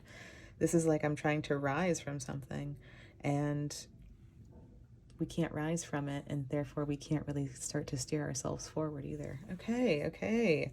So, a resource or dynamic that will help this process along. Oh, I love that. Okay. I'm gonna just like appreciate too. We have air, water, land. Fire is represented here in both of these cards, Aries and Leo. Balance. All right. Love that. Love that. Full circle. Nine of Pentacles, appreciating what you have. We're so focused on what we're going to lose. We're not very attentive to what we currently have. Let's think about like those houses of substance are your emotions, are your emotional abundance. Your houses of substance are sort of resistant to or currently undergoing this transformation in order to get you to be more able to celebrate what you have. This is like showing you everything you don't have again, or like that you've lost in the past, or that you stand to lose. And all of the emotion around that is creating this resistance around embracing the emotion. But really, there's so much actually that you have an abundance of as well. There's so much that you have within you. And let's think about those, like those dark houses, 4, 8, and 12 are all earth, right? And so Like, you actually contain this stability within you. You are this magical, beautiful, fertile place. You are your own kind of thing to come home to. And so while all these other things are stressful about what we stand to lose, there's something here that needs to be appreciated, that you've already gained, that you've had this whole time, that you have access to and continue to have access to. Like, also thinking about how Earth is, you know, I certainly did that intentionally. Earth is at the bottom here, like as this resource holding, like supporting everything else that is happening outside of it. Earth first. So thinking about this, focusing on that. And the 9 is so beautiful. And it is Venus in Virgo, which Virgo is your 4th house, even if it's not your IC. And so to think about that Virgo 4th house and to think about everything you've cultivated, maybe that's a big part of your Mercury retrograde as well, my love, is Mercury ruling both your ascendant and your 4th house, and really needing to reconnect how you move through the world to who you are, like deep within yourself first and foremost. What sovereignty is it time for you to embrace? Oof, beautiful connection between Virgo and Aries that goes unseen between them. What have you created for yourself that is beautiful and abundant and unalienable to any of these other circumstances happening around here? Okay. We see 9. We see the sun. We see Scorpio. Okay, so certainly the sun moving through that 11th house, having that, you know, new moon eclipse, right? Meeting with Chiron, meeting with the North Node, all highlighting for you, validating for you what your future can look like based on what you already have here, right? Really highlighting that 11th house space for you. I'm thinking about this 9th house, okay? That's where Mars and Pluto are right now. Mars and Pluto, and that might be what Pluto is really doing in that house for you over the next 20 or so years, right? Really thinking about the power that you have in the world. It might be that what you see here in these dynamics happening in the 5th and the 7th house, those smaller one-to-one spaces, is sort of informing what you think you are capable of in the broader world, which is a much more 9th house theme. And Pluto there is kind of like bringing your attention up there to say, what power do you think you have here currently, and how can we transform that?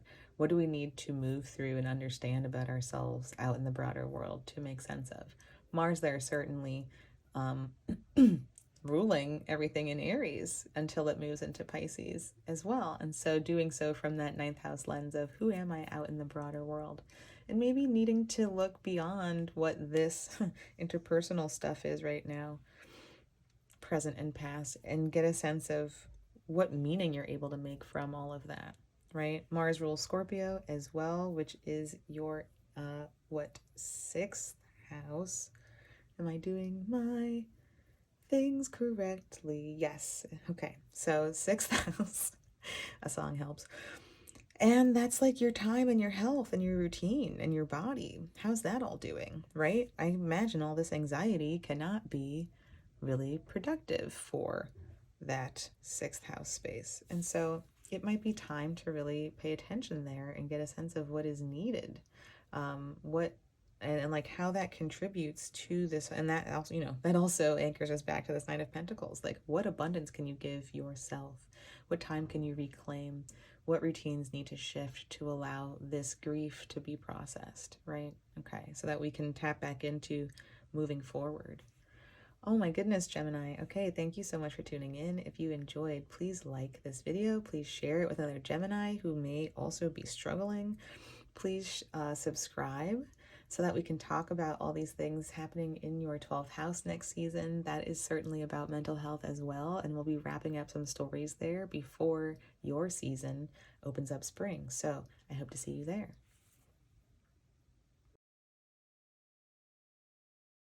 Welcome, Cancer, to your Aries season forecast.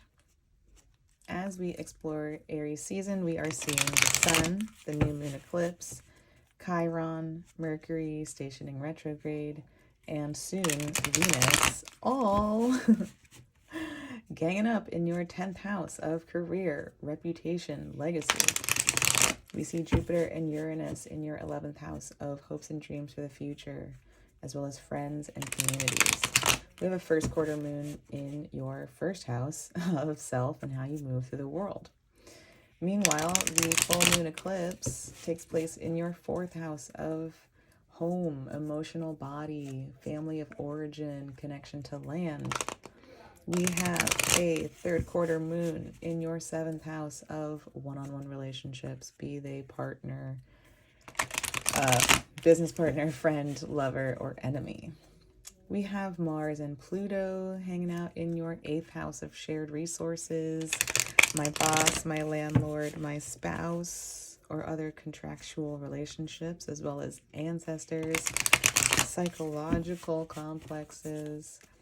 Last but not least, we see Venus hanging out with Saturn and Neptune, all awaiting Mars eventually, in your ninth house of faraway travel, other cultures, religion, philosophy, higher learning, making meaning. Okay, we have prompts for this Aries season.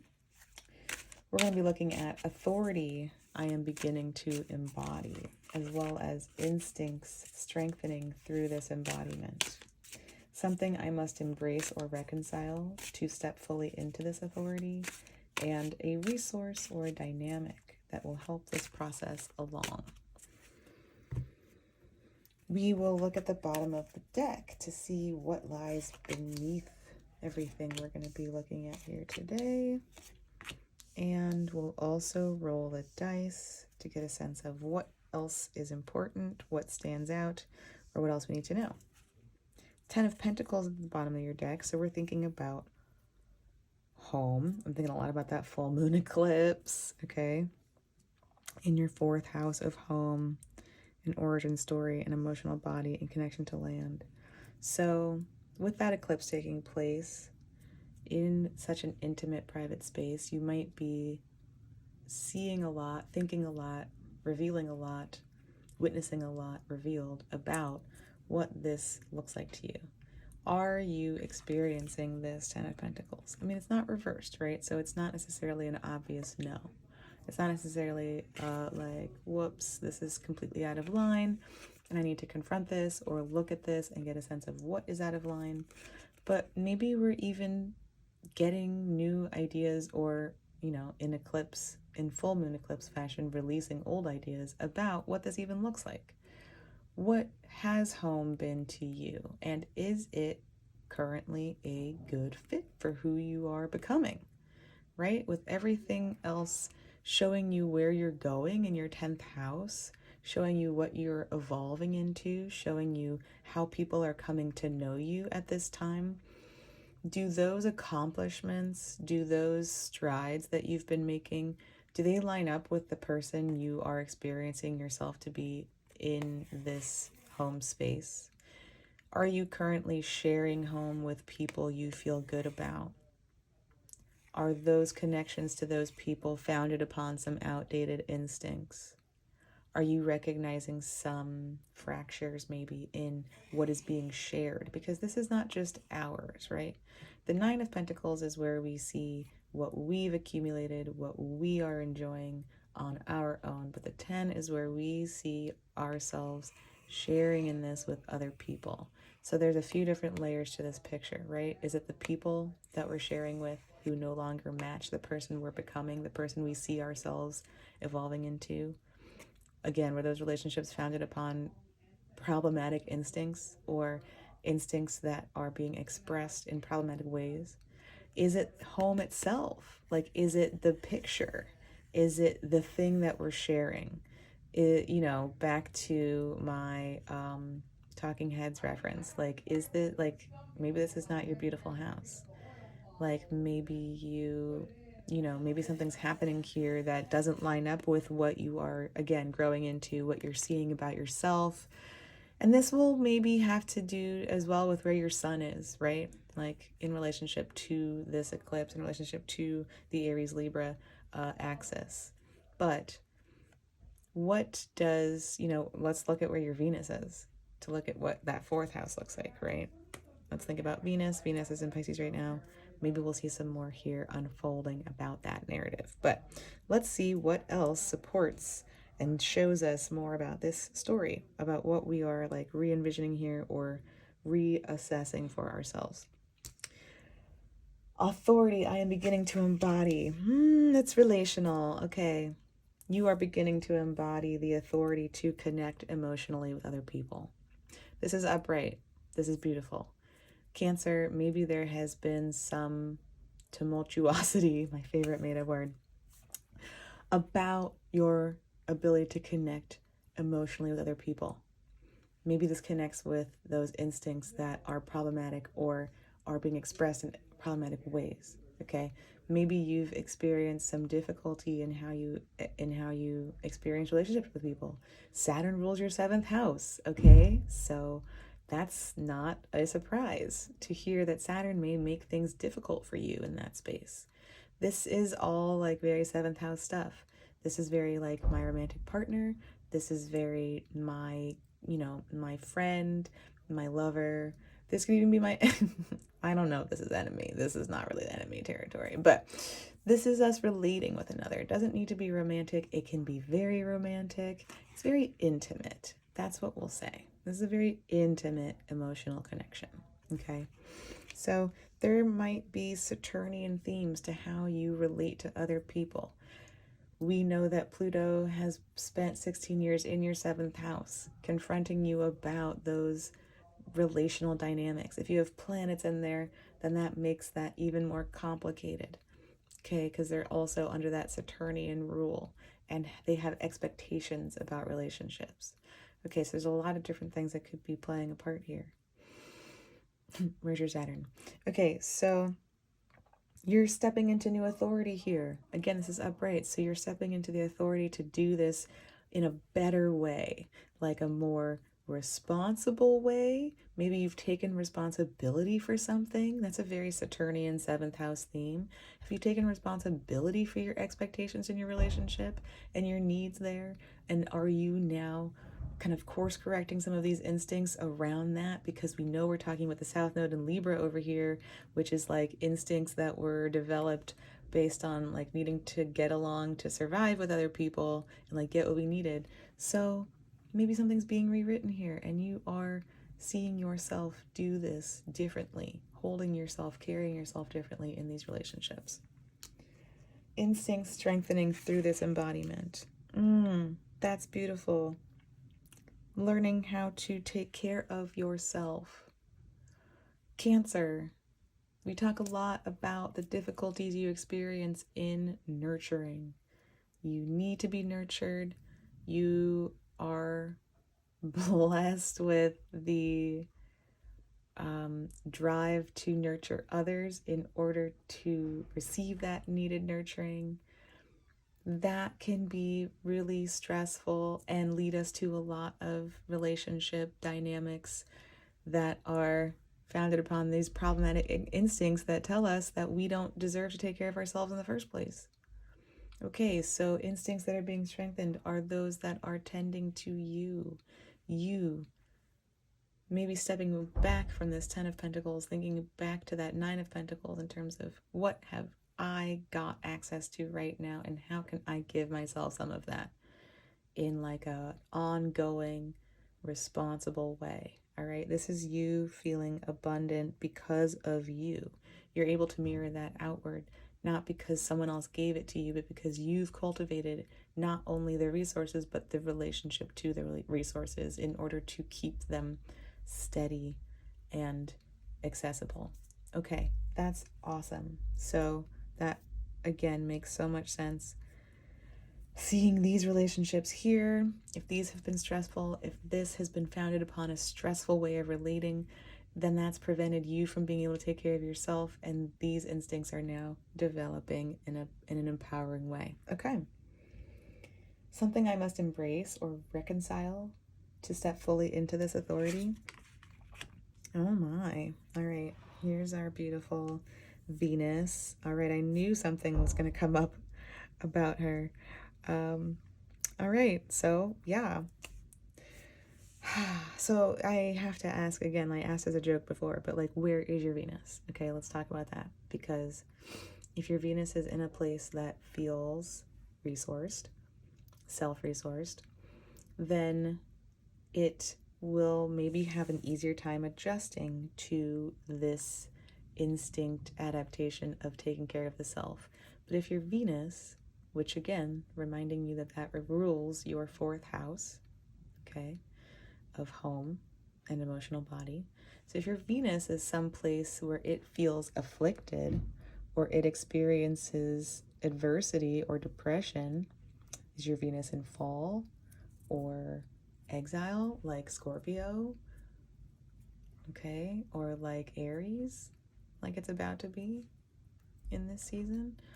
Is it in a stressful aspect to like Saturn that rules your 7th house, or to Uranus, or to Mars, for example? I mean, any stress, those are some examples. There are many stressful aspects, right? So that would absolutely impact this question that we have about, am I actually really like fertile enough to support myself and my self-resourcing? Can I feel abundant, really, is the question. Can I feel abundant? Maybe Uranus and Taurus has been kind of adding a layer of insecurity there, especially since that's your hopes and dreams for the future. You're like, will I ever have anything this stable again? I don't know. Uranus has been there for years. It's going to be there for some more years yet. So this idea of stability probably feels very sparse to you right now, and might have us in this place of, is this my beautiful house? I'm not really sure if I can let things go here. Okay, so how abundant can you feel? How self-resourced can you feel? Do you trust yourself to cultivate this kind of fertility, which is one that is bigger than the self, right? And I'm thinking about this as like a sequence. Like, we're here now, and we're going to evolve to this state, all right? And this is not where we need to be right now. But I do get that not trusting that we can get here makes us really doubtful about this, okay? So can you feel abundant? Can you trust that? Can you, or maybe what does your Venus need in order to feel more secure in playing this role, okay? And we're going to find out a resource or dynamic that will help this process along. Oh, that is unexpected.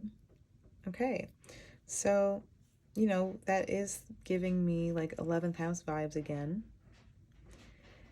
But maybe focusing on Jupiter instead of the Uranus posted up in there. And I know Jupiter's only there for a couple more months. That's such a fleeting presence in contrast with Uranus, who's going to be there for such a longer time, still creating that sense of instability and uncertainty.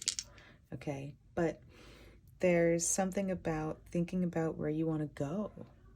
And I think that serves as such a beautiful, I don't think antidote is the word, but contrast to the question that you might have about, is this it? Is this what I want? Am I in a place where I want to be with others and the life that I've built and that I share with people right now? Because if you think about where you want to go next, I think that will reveal a lot about where you are now. I think it can be really hard, Libra 4th house with the South Node there, to think about, especially, like, are there planets there too? Because that's going to add to it. To think about, like, to find fault in home, or to really want to turn against home, right? A Venusian space. I want to keep the peace here. It's important to me to maintain balance here. So I think it's hard for you to really address this issue from this place of, is this what I want? Because it can be very easy for yourself to tell yourself, yes, this is what I want. I definitely want this. Or, again, Uranus up there in the 11th. Well, I don't know what else is going to come my way, and so I would rather just stick with what I have. But shifting the focus to where I want to be and what I want to experience next, and I think this is what taps us into this Emperor energy, is going to make it very evident to you where this doesn't currently support that or align with this. If you see yourself growing in all this 10th house activity that's happening here, if you're seeing yourself evolve in these professional ways, and you know that people are seeing a new side of what you're capable of, and you continue that thread and you think about where you want to take that and where you want to explore beyond that, that will start to reveal something here that doesn't satisfy that, or something here you'll need to leave behind in order to go pursue that. Okay. Yeah. You know, like Saturn in your 9th house and Venus up there right now, thinking about like, where else am I interested in, like, taking in other ideas? Where do I want to maybe physically travel or like mentally travel in order to expand myself and learn more? And that certainly, we have to leave some of home behind to do that. Okay. Yes, that 9th house. Haha. Indeed. Okay. Yeah, totally. Like Mars is going to be moving up there too, right? And Mars is going to be moving, not moving, ruling rather, all of the Aries planets, as I described in the transit video. And so Mars is going to be in that 9th house space as well with Saturn and Neptune, thinking about where we want to go, putting myself out into the world, putting myself out into new places, strategizing about what I want to learn next and what other ideas I want to like expose myself to, and who else I want to go talk to define these things. And again, all of that exposing what we are lacking here or what we need to leave behind here. Yes, the South Node is super important. That 4th house story, 1000%. You're releasing something really big in this eclipse, absolutely. And as this South Node continues to move through your 4th house.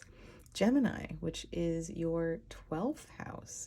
All right, Mercury is going to be retrograde soon in your 10th house, ruling that 12th house. And my question for you is, what are you learning about yourself professionally that is unraveling old stories in your 12th house that have been kind of plaguing you, like impacting your mental health, even making you think about, who you are and what you are contributing to this world, what it all really means in the end?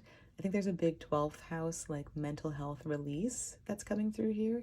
We also just had the first quarter moon here too. So with the sun that has just finished up in Pisces, moving through your 9th house, making that square to the moon in your 12th house, there's already been an activation in terms of where I'm going, how I see myself moving through the world, what else I want to experience and learn, and what that is helping me unlearn about maybe like my karma or what I think everything means in the end.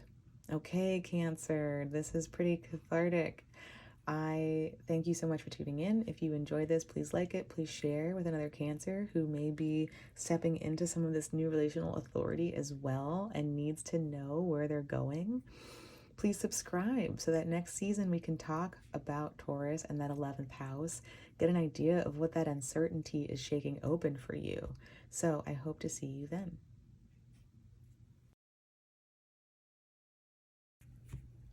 Welcome, Leo, to your Aries season forecast.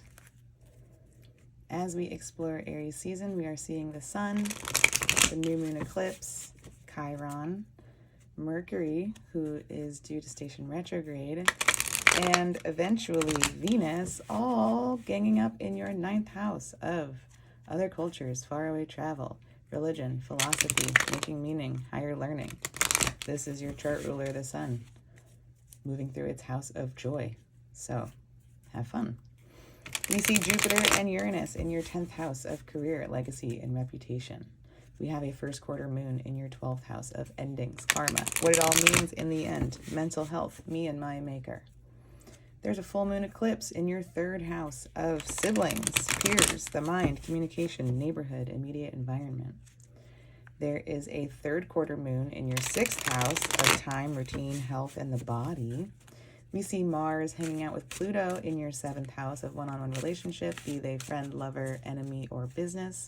And last but not least, we see Venus, Saturn, and Neptune all hanging out, awaiting Mars eventually in your 8th house of shared resources, my boss, my landlord, my spouse, or other contractual arrangements, my psychology, my ancestors. Okay, we have prompts for today. So we'll be asking about, who dropped in? Okay, Queen of Swords, 10 of Cups. Let's see if they show up later. Authority, I am beginning to embody, as well as instincts that are strengthening through this embodiment. something I must embrace or reconcile to step fully into this authority, and a resource or dynamic that will help this process along.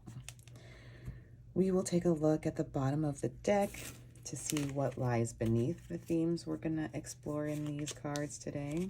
And we'll roll the dice to see what stands out, what's really important, or anything else we need to know. Bam. Magician reversed. Okay. Mercury is stationing retrograde in your 9th house of faraway travel, other cultures, making meaning, religion, philosophy, etc. And I'm thinking about Mercury since this is a mercurial card.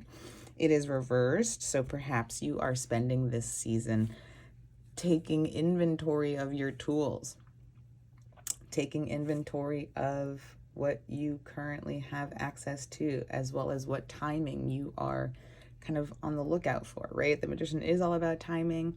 It's all about recognizing that the path is lining up in front of us and taking the opportunity to take advantage of that timing. And so with this reversal, maybe you are thinking about what that timing would need to look like. Maybe you're frustrated. Maybe you don't have the tools that you need to get where you're trying to go. Maybe this is a time where you can get clear on what those tools would look like and use this Mercury retrograde to kind of work on that, to get those tools, to figure out how to acquire those tools, where you can get those tools from, thinking about what you're lining up for. Makes a lot of sense in your 9th house of like, where am I going? Where am I taking this thing? Everything that I'm kind of releasing in the 3rd house, I'm leaving my immediate environment behind. I'm trying to get up here to the 9th house. What do I need to get up there? Let's see what else we have here that supports this narrative. Okay. Authority I'm beginning to embody. 8 of Wands. Okay. Speediness, being able to share a message, stepping into trusting your voice, perhaps trusting your timing. This is things like starting to happen and click into place. This is you sending messages out into the world. That all feels very 9th house, very like mass communication, right? It feels very fiery, looking at your fire houses of self-expression, right? Sagittarius is your 5th house, Aries is your 9th house. So all of these places where you express yourself are of a fiery, passionate nature. They may be fast paced. They may be kind of messages that come out before we've given a lot of thought to them. But with this being upright, this is certainly, again, in a placement of authority that you're stepping into. So this is something that you are becoming more comfortable with. You are recognizing that you have the power to maybe speak your mind quickly or to put things into motion in a way that allows results to facilitate in some way. Okay. Instinct strengthening through this embodiment. Stepping out of perceived lack. Okay, so we struggle to act quickly if we don't feel like we have the resources to keep up with the momentum that we are setting into motion, to sustain what we are putting into motion, or what we are hoping to like bring out into the world. So instincts, right, around this perception of lack. And I say perception because it's reversed. I say perception because this card is always an invitation to get creative about where we can reach out. And it's also an invitation to address shame about having need. So, Leo, I know, like, shame? What? I'm like, where is your sun, right? Where is your sun? If your sun is in Libra, for example, but you're a Leo rising, then perhaps there is a lot of shame about asking for what we need because we are one of many and we feel like we have to defer to the group. Okay, for example. So I love seeing that the instincts strengthening are this turning within, of this questioning of this dynamic, of stepping out of this dynamic, right? So stepping out of this perception. The instincts strengthening are, I don't need to get trapped here. I am not trapped here. When I experience this, it is not like the end for me. I'm seeing where this might line up with the Magician reversed. Maybe this is the mindset that is like you're stepping out of now and that's growing stronger for you. And beneath that is a deeper fear of like not having, not having the timing lined up or having the tools outlined when we need them. that's certainly like a deeper expression of this energy. So, okay. Something I must embrace or reconcile. Although, wait, before we move into that prompt, I'm sensing this, like, I'm already sensing how this ties into the Emperor, right? Like, the Emperor is this compass that's trying to guide us toward what is calling to us, what we are here to initiate. And we see this coming through with the Eight of Wands, right? Again, this fire energy. It makes a lot of sense that we wouldn't be able to start this journey. We wouldn't trust setting out on this if we, like, look at the difference between these deserts, right? Like, this landscape is red and abundant and beautiful, and like this land is so dry and dehydrated. And so, like, how would we trust moving forward if we felt that the ground beneath us literally was like cracking, right? Okay, cool. Something I must embrace or reconcile to step fully into this authority. Okay. New ideas, a desire for new possibilities. I'm thinking about your houses of substance, which are connected to earth. Your houses of substance are literally substance. Thinking about that third quarter moon in your 6th house, thinking about Jupiter and Uranus in your 10th house. There are, activities happening in these houses of substance. Maybe this, thinking about that third quarter moon in your 6th house, maybe you want to be done with some sort of work that you are involved in, right? Jupiter and Uranus in your 10th house are craving more of a robust and like eccentric reputation and career and legacy. Maybe there's something really systematic you've been doing in this Capricorn 6th house that like you are tired of contributing to. You're tired of, like, you're just tired. Maybe you're tired, right? And even if it's not physically tired, but like, I get it, you should you should and could be in this economy, but also maybe there's just a desire for new work, like a desire to be contributing to something new, and maybe that's something you need to embrace. Maybe this fear of this perceived lack or this real lack where we feel we can't reach out for resources, maybe that prevents us from not only putting things into motion and pursuing what calls out to us, but also allowing for new possibilities in terms of resources and how we acquire them. And so maybe you are putting aside or pushing back these desires for something new to emerge because of this feeling of lack, or because this feeling of lack has been so prominent. And as you step out of this feeling of lack, or you reframe your instincts around what you are capable of accomplishing when this feeling of lack arises, there may be an acknowledgement of, oh, this feeling of lack has really been holding me back from acknowledging all of the new experiences I want to have and all the new things I want to bring into my life. Okay, a resource or dynamic that will help this process along. Leaving something. Super casual and easy. But the 6 of Swords is truly about walking away. In the 5 that precedes it, we don't have any options to move forward. We have tried everything. We have laid out all our swords. There is no progress to be had. There is no agreement to be made. There is no compromise to be founded. And so in the 6, we have to part ways. We have to take space from what it is that is no longer leaving us room to find another pathway. This is not the same as the emotional fulfillment that we are lacking in the 8 of Cups that we walk away from. This is like, I can't think my way through this. There is literally no other like approach for me to take. There is nothing I can intellectually provide to this situation in order to improve it. It's time for me to follow my path. And here we have this little person on this motorcycle just riding off into the distance, following this beam of light, trusting that it's going to take them someplace. And so it might be that we don't have the tools in this current place. Let's think about, like, okay, the lack is one thing, but like if we are wanting to bring something new into our lives, but we are stuck with something old, before we can maybe make space for what we need, we might need to actually like leave to create that space. So let's roll these dice. But we certainly get where, again, these instincts around initiation being on pause, being stifled or muffled because we are trying to kind of stay in place because we don't think we have enough to move forward. And we need to address that, right? So again, finding what you can separate from. ninth house, all of those planets in your ninth house. Like, let's trust the fact that all these planets are in, well, not all of them, but the sun is in its house of joy, right? And that's who's ruling your chart right now. So where you are able to go is really going to be informed by how much you can see yourself in the world around you. Maybe allow for that. Maybe make space for that. Maybe let that Mercury retrograde again. Consider, take inventory of how much space there is out there for you and how much more there is for you to do.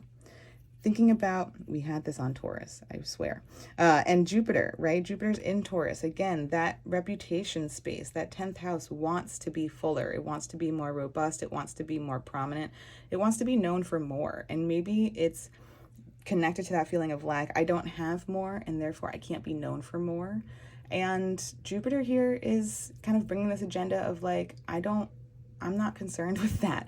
I still want the experience of more, and I'm encouraging you to maybe let go of what's holding you back and keeping you from exploring what that more looks like. Okay, Leo, thank you so much for tuning in. If you enjoyed this, please like this video. Please share it with another Leo who might be confused about where they're capable of shifting at this time, and subscribe so that next season we can talk more about that Jupiter presence in your 10th house, get a sense of what the desire is for that space, and start to move toward that. All right, see you then. Welcome, Virgo, to your Aries season forecast. As we explore Aries season, we are looking at the sun, the new moon eclipse, Chiron, Mercury, who will soon be retrograde, and eventually Venus, all moving through your 8th house of shared resources. My partner slash spouse, my boss, my landlord, my psychology, my ancestry. We see Jupiter and Uranus hanging out in your 9th house of faraway travel, other cultures, higher learning, religion, philosophy. Yeah, that's good. That works. We have a first quarter moon in your 11th house of hopes and dreams for the future and friends and community. We see the full moon eclipse rocking your 2nd house of personal resources, my stuff, my values, my skills, and how I use them to make my money. We've got a 3rd quarter moon in your 5th house of children, play, joy, self-expression, true love. Mars and Pluto are posted up in your 6th house of time, routine, health, and the body. And last, but certainly not least, we have Venus, Saturn, and Neptune all hanging out, awaiting Mars in your 7th house of one-on-one relationships, be they friend, lover, business, partner, or enemy.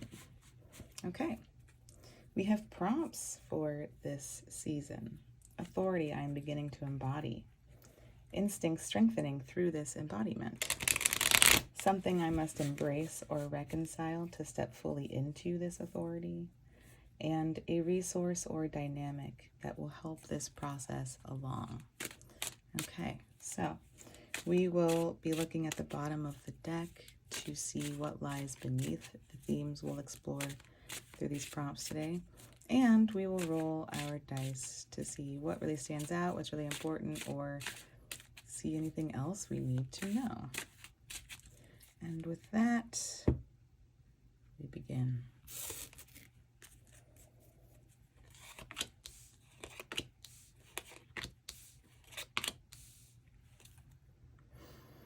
Okay, I was just talking to Leo about the 8 of Cups, in contrast with the 6 of Swords, which was a card that they had show up for their forecast. And so I'll do the same for you, because there is a difference between the 6 of Swords and the 8 of Cups. They have similar themes, perhaps, or they have a similar through line. They are about leaving. They are about leaving things behind, walking away from things, sailing away from things. In the 6 of Swords, we have a person on a motorcycle driving off into the distance. So there is a departure and a farewell that is shared by these two cards. The Six of Swords, however, is an intellectual theme where we are trying to think of a way through or a way around what's happening, and it's just not happening. There's no compromise to be made. We're not being met with equal effort, perhaps. There's resistance. So we have to kind of make the decision in our minds to think of a different path or to seek a different path. With the Eight of Cups, there is, of course, a more emotional element at play. We are also farther into the suit when we are sitting with the Eight. In the Six, we've just kind of passed the halfway point. There's still sort of there's more of a pivot that's possible there.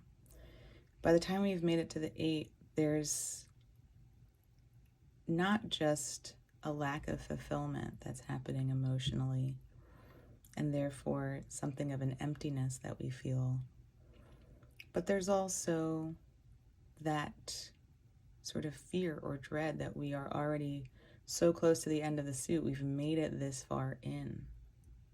And so there may be more hesitation. There may be more holding us back from being able to take this departure because it's from the heart, because it's farther into the suit. So just kind of bringing that to our attention. Your chart ruler, Mercury, is about to station retrograde in that 8th house where everyone else is hanging out, as well as the North Node. And so it makes sense that how you're going to move forward and what you are moving toward right now might still be hung up on something we're leaving behind, something we're separating from, again, like emotionally at this time. So let's see what else is in here that further supports us looking at these themes. An authority I'm beginning to embody. Okay. This is interesting. All right. So on one hand, we have 3 hands here. On one hand, this could be, I've needed help before, and now I have the authority to do this on my own. So this is a card about teamwork. And if you're stepping into an authority that involves a reversal of this energy, then perhaps you are finding where you're able to take things into your own hands, where you no longer need a team to help you get where you're going. Maybe you are leading the team. Like, that could also be an authority here. Maybe you are stepping into the authority to put the team together, or take the team apart. I don't know what this team is to you in particular, like what this team looks like.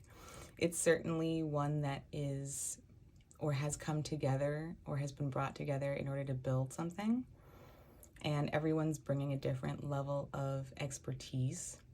And so that's where we get the sense of you kind of being the leader, perhaps, or maybe you are, again, like taking control of what the team looks like. Maybe you are separating from collaborators. Maybe you have felt like you've had to work with certain people or certain teammates because of a certain dynamic, because of a certain level of expertise that you have attained up to this point.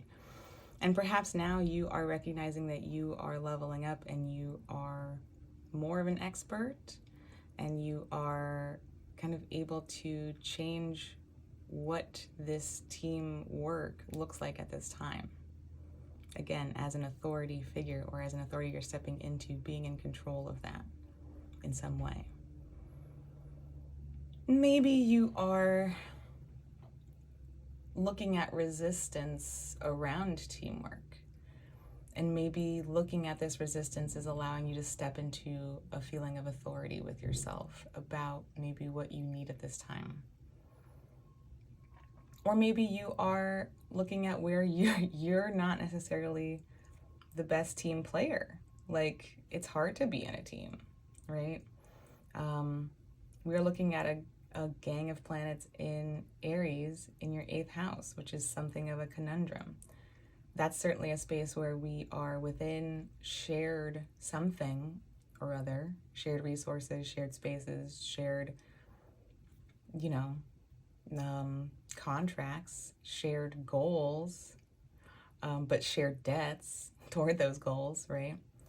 And yet it is Aries, which is a sign about leadership. And so where are you like the leader in the team? Or like, how do you reconcile that contradiction? How do you perceive yourself as someone who's contributing to something where you also want to be in control? Virgo. Okay, so I'm curious to see how that kind of continues to flesh out here. Instincts strengthening through this embodiment. Oh, okay, cool. This is even more like Aries energy in this moment of learning restraint, I think, is the first thing that came through here. So if we've been kind of a bad teammate, if we've been, okay. So maybe what we're seeing here is like finding a delicate balance of being a leader while also sharing and also like yielding to others, right? It's hardly ever, or it should rarely be, you know, so black and white, so either or, where it's like, that's tyranny, right? Tyranny is where we just swoop in, we are like, say we're part of a team, but we're actually just calling all the shots. Dictators, okay? So there's an art to this kind of leadership within a team. There's nuance to it. And if we've really struggled with those instincts, intellectualizing, well, I have this level of expertise and therefore I should be allowed to do this, or, you know, using judgment in an unhelpful manner, like I'm determining what I think the value these other members are bringing to this, and therefore I, you know, my sacral instincts are telling me that I should be the one in control. I don't, you know, that voice is fun, but that certainly lends a lot of struggle to figuring out how to like navigate the push and pull of this, where to listen, where to speak, where to share, where to lead, where to defer, right? Even good leaders should be able to defer to others. Not that we've had a very good example of that ever in our history. Okay, so instincts then strengthening through this embodiment of authority, of kind of figuring out where I can really stand tall within the team, where I want to stand back and allow others to shine, and where I can still feel like a leader in that process. I can certainly see where there are instincts sharpening here around like, oh, I'm reckless sometimes, like I push for things before maybe even I'm ready for them, because I am challenged by this sort of like team dynamic thing happening here. I am resistant to try new things or to jump into situations that involve other people working with me, because I haven't navigated or I haven't figured out how to do that in a way that feels good for all of us, that allows me to provide what I'm here to provide while also allowing everyone else to do the same. Okay, and that this is a major arcana card absolutely is like a broader concept, right? This might be something you're seeing in the immediate, but it ties to something much bigger. There's this, again, like, what is it for me to start new things? What is it for me to understand the timing of how I start things? How does this tie into how I walk away from things? Have I walked away from things before I should have, or before I really gained the benefit of what I showed up for because of some of this ill-programmed material happening here? Okay. something I must embrace or reconcile to step fully into this authority. Ooh, Virgo. Ooh, ooh, ooh. Okay. I'm looking at Mars and Pluto in your 6th house. Really Pluto, since that's where Pluto's gonna, like, you know, has newly arrived and is going to be for a great, the next many chapters of your life over the next 20 years. I'm looking at Mars there too, because Mars is in the 6th house and it's joy. And so there's maybe this like battle between these planets, or between the drives being activated by these planets about productivity. Like Mars in the 6th is in its joy in traditional astrology because we love to see an individual channel their personal rage into like collective productivity. Like put that to service, put that to use, put that to work, quite literally, and like make something of that, right? Okay, and so that's all well and good, but as we shift our perspective on the world we live in, you and Pluto might be thinking a lot about the power of your time, the power of your routine. There might be a lot changing about your time right now, and maybe that's triggering a lot of stress within you, Virgo, who is like, I work hard all the time. Yes, you do. And is that good? Like, what's that doing for you? How is that working out for you? How does that feel in your body? Do you need to change some of that? And so maybe, Virgo, it's hard for you. Maybe you've known this for some time. Maybe you've been trying to consciously bring some routine change into your life. I don't know how successful you've been with that. It really depends on where's your Saturn, right? Saturn rules that 6th house. What's Saturn been up to in your 7th house? Are things in your 7th house changing things in your 6th house? Okay. Business partners are changing, and therefore a work schedule is going to be overhauled. You're getting married or experiencing changes in your married life, and that's going to shift a change in your routine, okay? So it might be hard for you to really step out of that routine, even if you've conceptualized that it's time to change it, right?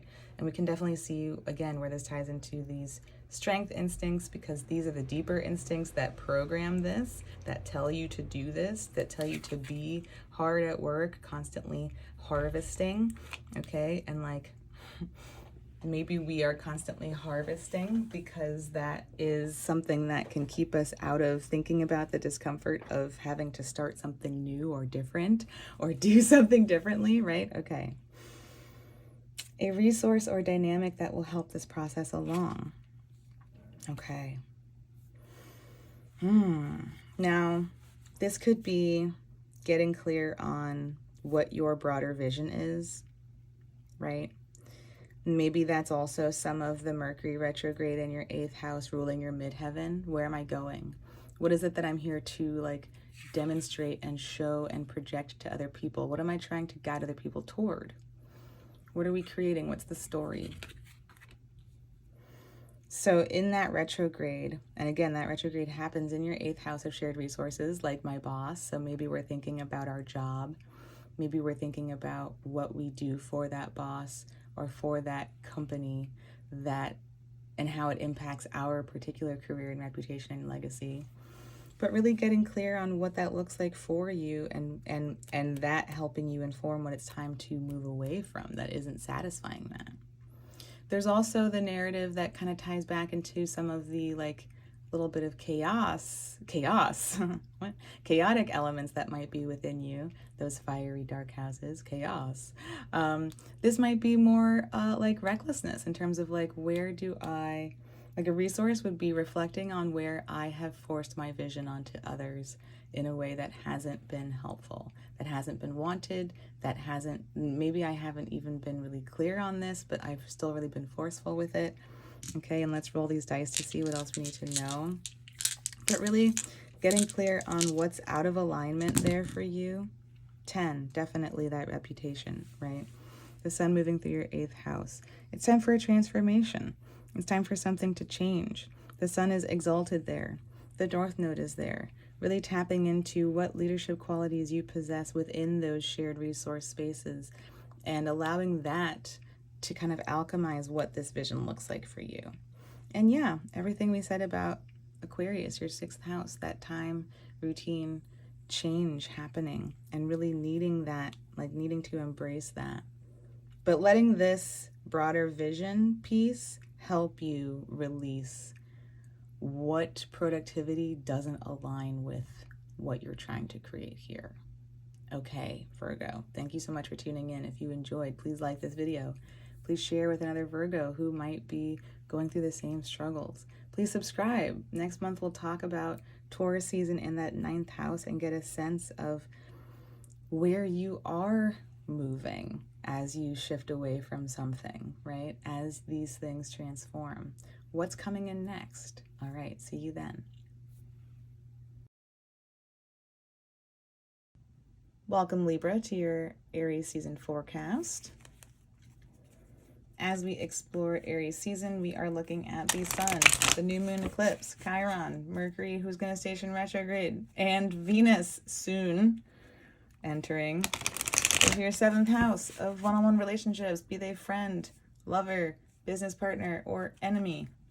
We have Jupiter and Uranus in your 8th house of shared resources, my boss, my landlord, my spouse / partner, my ancestors, my psychology. We have a 1st quarter moon in your 10th house of career, reputation, legacy. There's a full moon eclipse in your 1st house of self and how you move through the world. We've got a 3rd quarter moon in your 4th house of family of origin, home, emotional, body, connection to land and lineage. We see Mars and Pluto in your 5th house of true love, self-expression, play, joy, and children. Last but not least, Venus, Saturn, and Neptune all hanging out and awaiting Mars eventually in your 6th house of time, routine, health, and the body. Okay, we have some prompts for today. We're going to be looking at authority I am beginning to embody, as well as instincts strengthening through this embodiment. Something I must embrace or reconcile to step fully into this authority, and a resource or dynamic that will help this process along. Okay, we're going to look at the bottom of the deck to get a sense of what lies beneath all of these themes, what's under there. And we will roll the dice as well to get a sense of what's important, what really stands out here, what do we need to be paying attention to, what else do we need to know. All right, with that, I think we can stop shuffling. Let's see what we got here.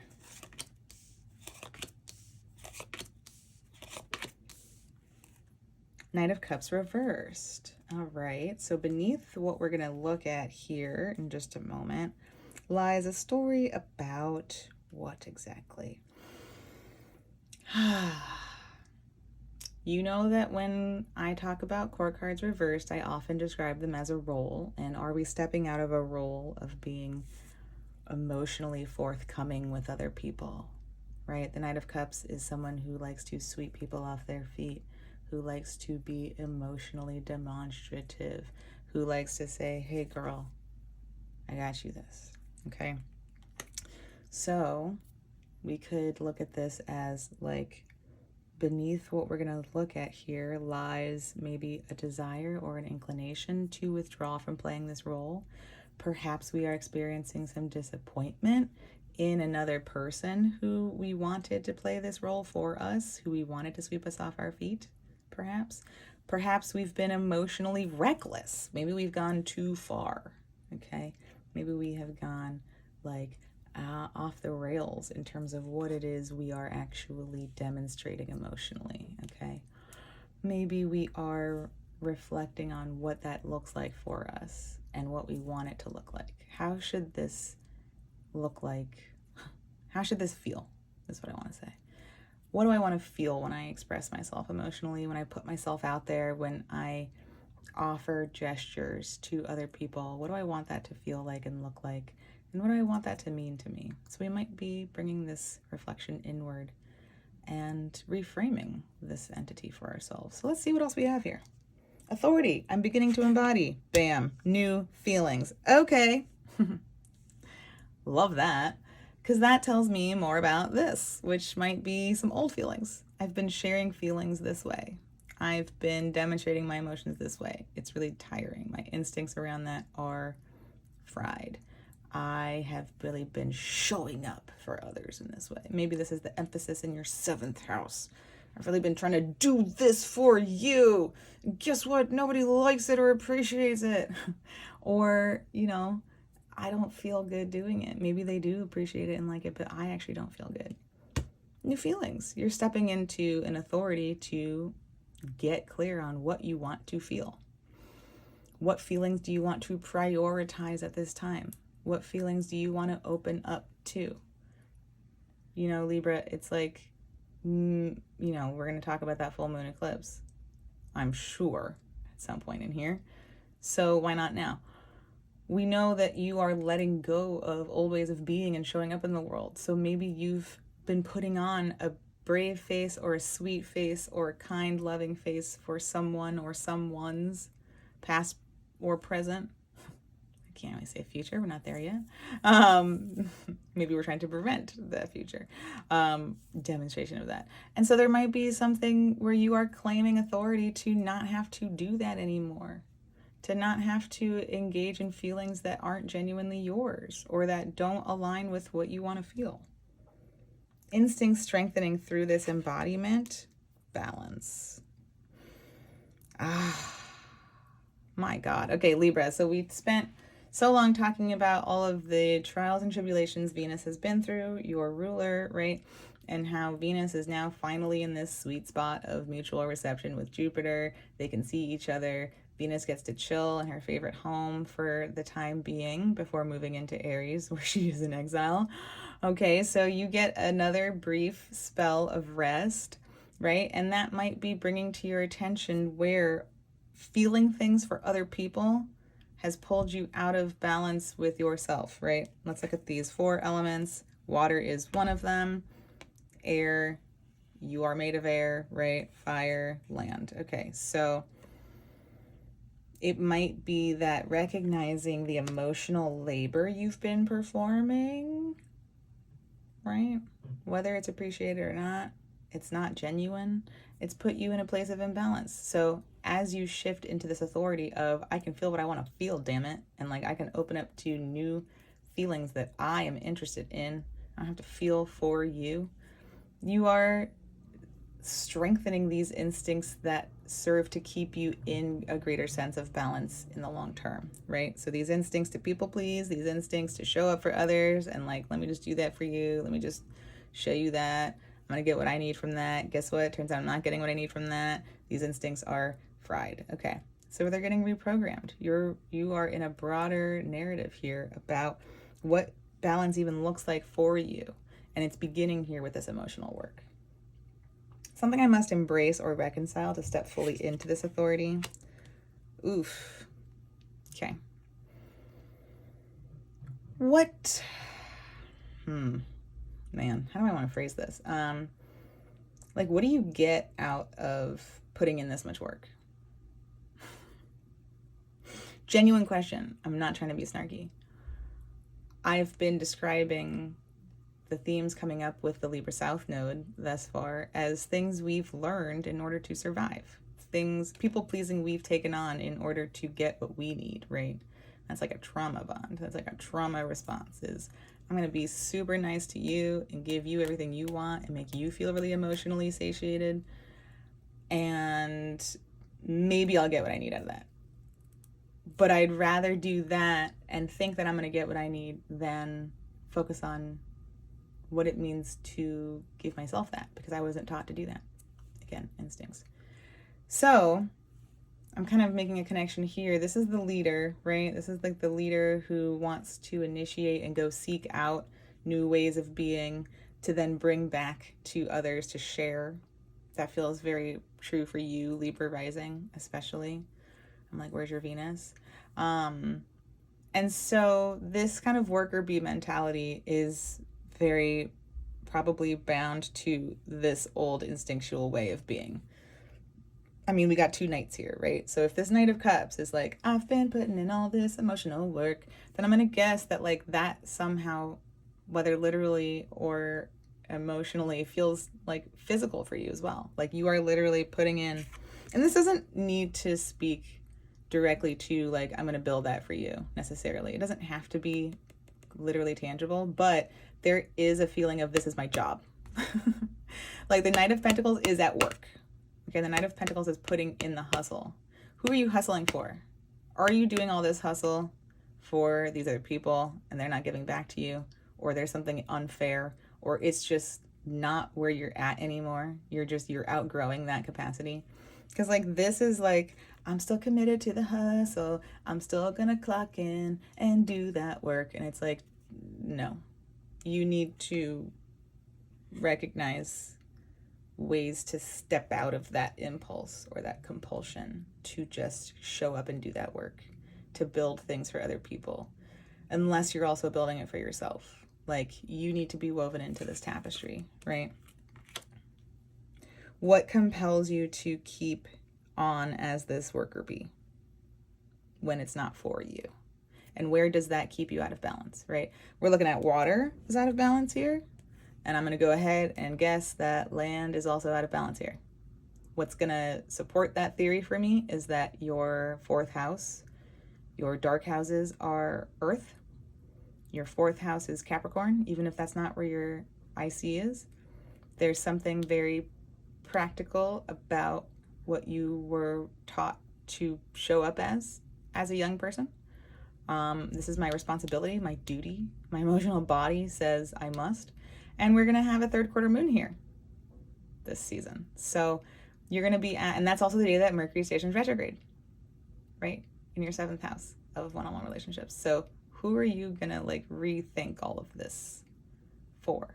Or rather, what I want to say is, who are you doing all this for and where are you pulling away from that? And where are you rethinking what your labor looks like? Because like a fourth house that is Capricorn is also like emotional labor as a tradition, like as a tradition. It's tradition that you perform this labor for us as a family. It's a strong feeling I get from this. So this is a deeply ingrained concept within you that needs to be reconciled or at least acknowledged, right? Embraced. I'm going to show up tangibly for people I consider family. I'm going to show up for people as it kind of like addresses my emotional body. So I better be clear on who I do that for. Who is family to me? Who is truly worth this kind of commitment for? A resource or dynamic that will help this process along. Okay. More knights. This is so interesting. Only knights. Like there's no other court card.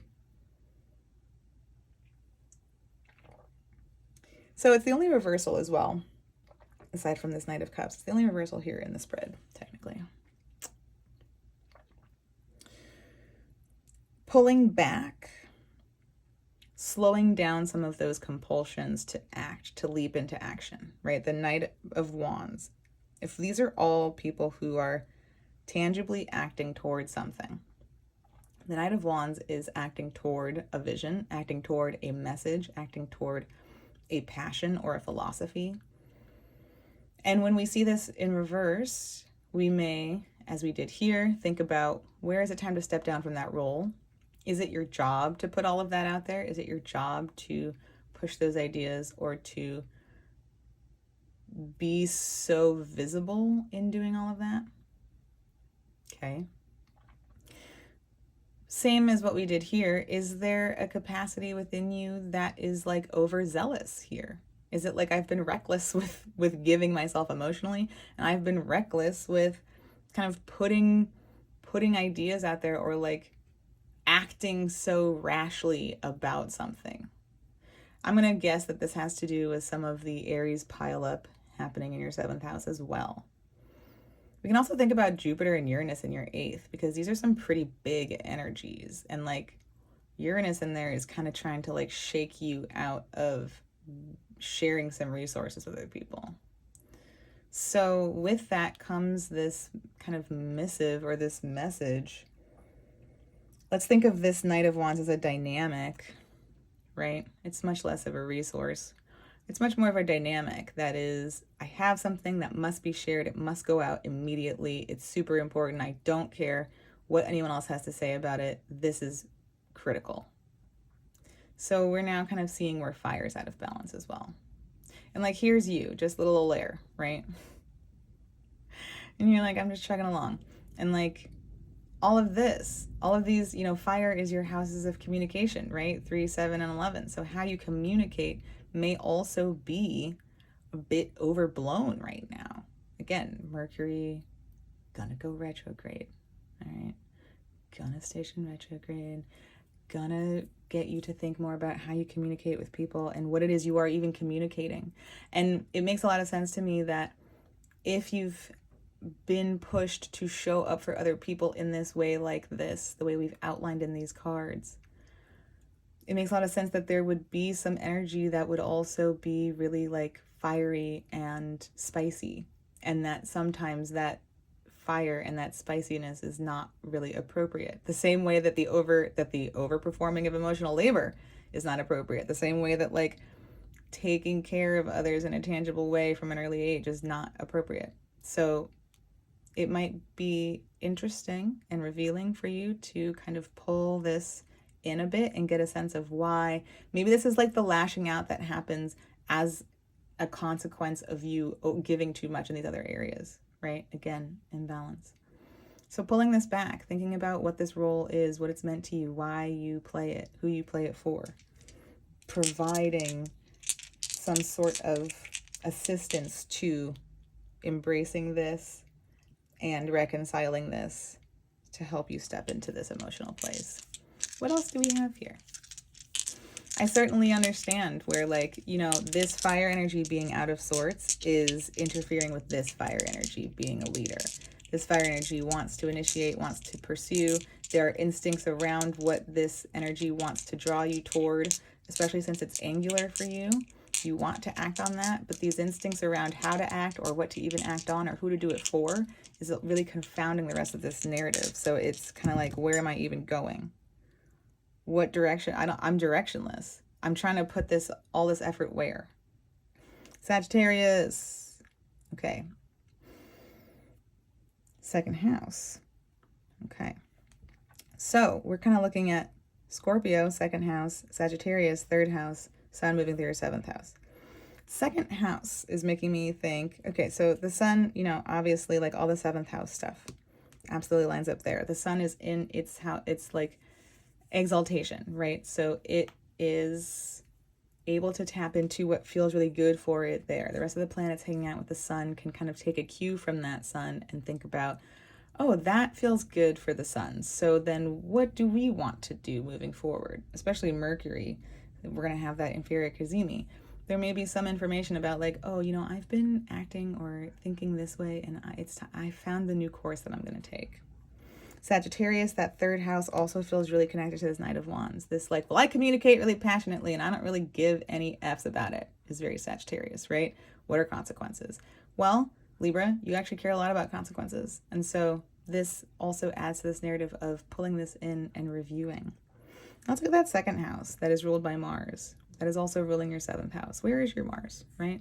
That second house is full of things you inherited from your family, which is how they became yours.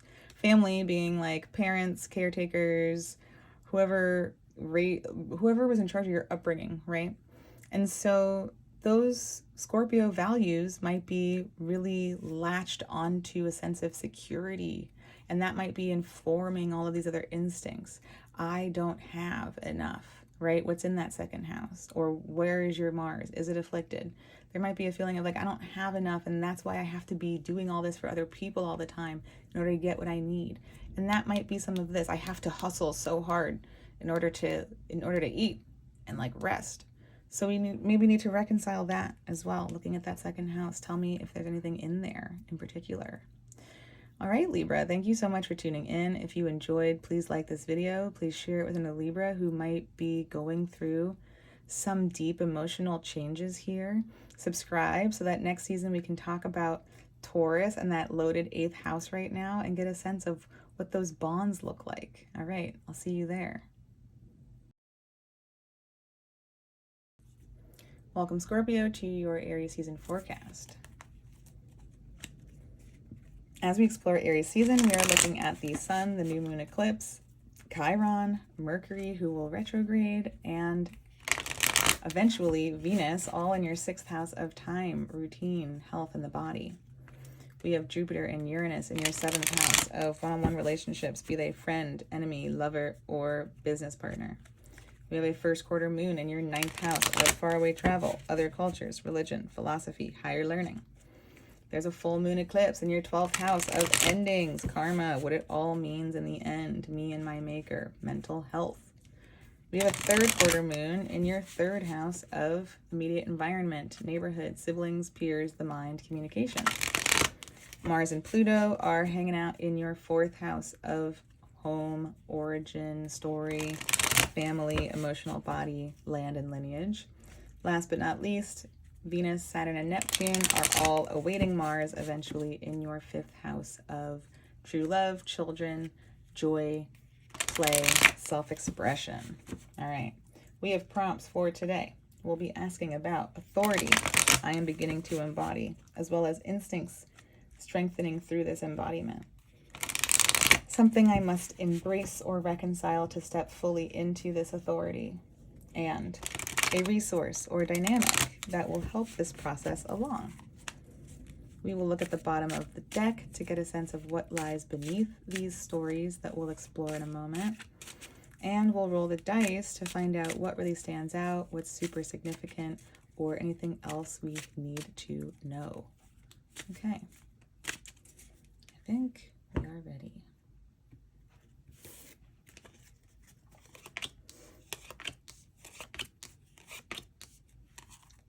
Ace of Wands for you. Okay, so. All right, so Ace of Wands. There is maybe a new passion emerging, a new idea reaching the surface, an old idea that didn't have space before that now can be explored, can be moved to the front burner. No one ever talks about the front burner. We only talk about the back burner. So some drive, some mission, some, again, passion coming through, whether old or new, is coming forward in a new way, right? There's new room for it now. So let's get a look at what else we have here to see what's going on. Authority I'm beginning to embody. Okay, so Scorpio. Typically, you're like super strategic, although I will say, where's your Mars? I'll ask, where's your Mars? Typically, you might be kind of like stealth mode and kind of under the radar about things. Maybe there's something about this Page of Wands where new ideas for you like activate you in a really overwhelming way. So in this reversal here, we might be seeing the authority to kind of temper this flame, the authority to hold this flame of new possibilities and remain with it rather than kind of getting carried away with it or snuffing it out before it can be anything, right? Recklessness with our passion can go many ways. It can be overblown, it can be overwrought, it can be kind of over communicated, or it can be, in maybe a more Scorpio fashion, like stifled. It can be kept secret because we are fearful. We are already anticipating some negative reaction or response or possibility or outcome with this possibility, right? We could also be reclaiming this authority of creativity for the self. It could be that a lot of what your ideas surface as, or a lot of what possibilities emerge for you instinctually thus far have been like for other people or inspired by other people. And it might be that you are stepping into the authority of reclaiming that for yourself in some way. Okay. Instincts strengthening through this embodiment. Ooh, celebration. Okay, I love all the wands energy here for you. Like, that's kind of fun. So, instincts strengthening around being able to accept recognition, Scorpio? You? What? No. Being able to celebrate that which you have created and like supported and advocated for and helped thrive, right? Celebrating yourself, being celebrated by others. Let's go back to that place of kind of the Scorpio instinct to hide or like to diminish or to snuff out. Those instincts may be protective, right? We're going to go ahead and say everything that we've learned instinctually has been out of some need to self-preserve or out of some desire to protect something. And so it might be that those instincts of, I'm going to keep this to myself, or even like, I'm going to blow this out of proportion, that also threatens the ability to celebrate it, right? If it's blown out of proportion, then it can't actually come to fruition. I've kind of ruined it in that way, and therefore, like, now I don't have to deal with this recognition. Or, you know, some people say that people are afraid of success because, like, it's going to be too much. And, you know, not everyone falls under that story, but we can see that story applying here. I might sabotage my own creative efforts because this scares the crap out of me.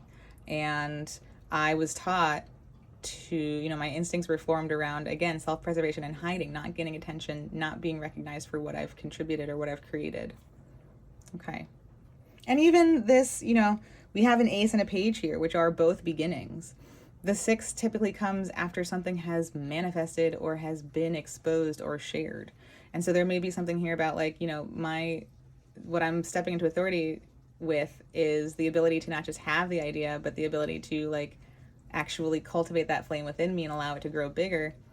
And with that is coming this instinct strengthening around knowing when something is done, right? So again, where's your Mars? Because you are a fixed sign, Scorpio. That doesn't mean that your Mars is fixed or that your Mars knows how to sustain a flame in order to bring it to this point of being celebrated. It just started pouring rain. That's so funny. Something I must embrace or reconcile to step fully into this authority. Okay, so there's a lot of fire energy here. And that's very active, very external. Even if it's something that grows within us, it's eventually something that compels us forward. So we act in some way, which then externalizes that passion in some way. And here is some water bringing us back into the emotional component of things. You know, I was thinking as we started this video that, you know, we are in an Aries season. So we are in the time of your ruler, but we are in the time of your ruler that you don't see, right? This is your other fire sign. So it makes sense to me that there's something very external and wandy and fiery here, but there's also beneath it something very emotional and watery. All right. So this 4 of Cups is one that takes pause. It hesitates. Why is it so reluctant to commit? It has a sense that there's something that's not going to work out in the end. You, Scorpio? No. That can be a real feeling of, like, I don't want to invest in this. This is going to let me down. That can be a perceived or anticipated fear of, if I invest in this, I'm going to get hurt again, just like that last time. There's something maybe bored within this 4 of Cups. I'm not amused by the options in front of me, and therefore I'm not leaping into action to claim them because this actually doesn't speak to me. This doesn't interest me. This does not quench my thirst. I'm parched, and this does not quench my thirst. There's a hesitation here. I'm really curious to see what this hesitation is about.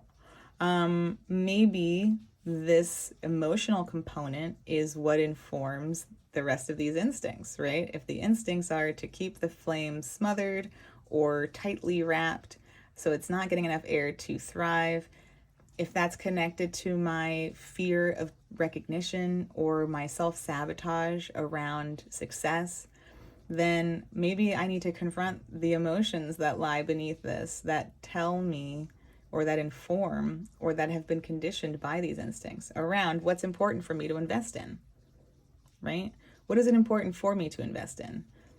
What is worth it to me to risk disappointment, right? All this fire, it's really easy to get like worked up and jazzed up about something new and exciting. But when it comes to the long run, when it comes to seeing it through to the end, when it sees to reaching that celebration point, disappointment comes into play. If I stick with this, it's not going to look the way I want to, and I'm going to be sad. It won't be worth celebrating. If I commit to this, if I embrace this, I will sabotage it so that I don't have to see it through to the end, because I don't want to, I'm not ready to confront this. So it's time. Something you must reconcile is this Four of Cups energy. What's going to help that process? Oh, how interesting. Okay. So we have a pentacle rounding out the group. No swords for you, which is nice, Scorpio. But we have a pentacle here, kind of bringing us back down to the practicality of it all. Where are you, weaving all this story together, where are you doing all of this like for other people or like to give to other people? Where are you giving more than you have? Where is that depleting your capacity to commit to your own passions? Where are your passions emerging for others instead of for yourself? So many questions, right? But there's an imbalance here that wants to be set right. So oftentimes we are the tree or we are the hand. That comes with a lot of different feelings. If we are always the tree, then we are always tired. We are always drained. We are always giving to others and never receiving. If we are always receiving, then we may feel shame about that. We may feel that we have nothing to contribute. Okay, so there is a sense of grief and shame and depletion perhaps on both ends of this equation. So which side do you fall on? When we think about this as a resource or a dynamic, it is setting this imbalance straight. So getting clear on where you can start to ask for resources from people, if that is what's going to be helpful to allowing you to confront this emotional component of what it is that you don't have space for or can't make space for or can't commit to or can't see through all the way. We have maybe you need to take a rest. Like maybe the resources like I have been giving and I need to pull back some and like recenter within myself so that I can know what it is I even have to give to what I'm trying to create outside of what I've been giving to everyone else. Okay. And seeing how this weaves into the Emperor, right? And strength are the, like strength represents those instincts that have been kind of conditioned around this playing small maybe, or this push and pull about what I want to create and what it's going to yield in the external world around me. And the Emperor is that piece that then initiates, right? If we think about Aries as your 6th house, that's how you use your time. That's how you create your routine. That's how you implement the energy contained within your body. That's how you manage your health. Okay, so all of those things, like you need to have time, you need to have space in your routine, you need to have the well-being and the physical strength to commit to these visions that you have, right? And if you don't have that time, that energy, that space in your routine, because you are in service to something else outside of you that is depleting you, or because you don't have the resources to go take yourself there and you're constantly in a state of need, then that's going to further impact those instincts surrounding what it is I'm passionate about, that I'm here to bring out into the world, that I care about, that I've maybe put on the back burner, that is time for me to revisit, or that is entirely new to me that I want to commit to. Let's roll these bad boys.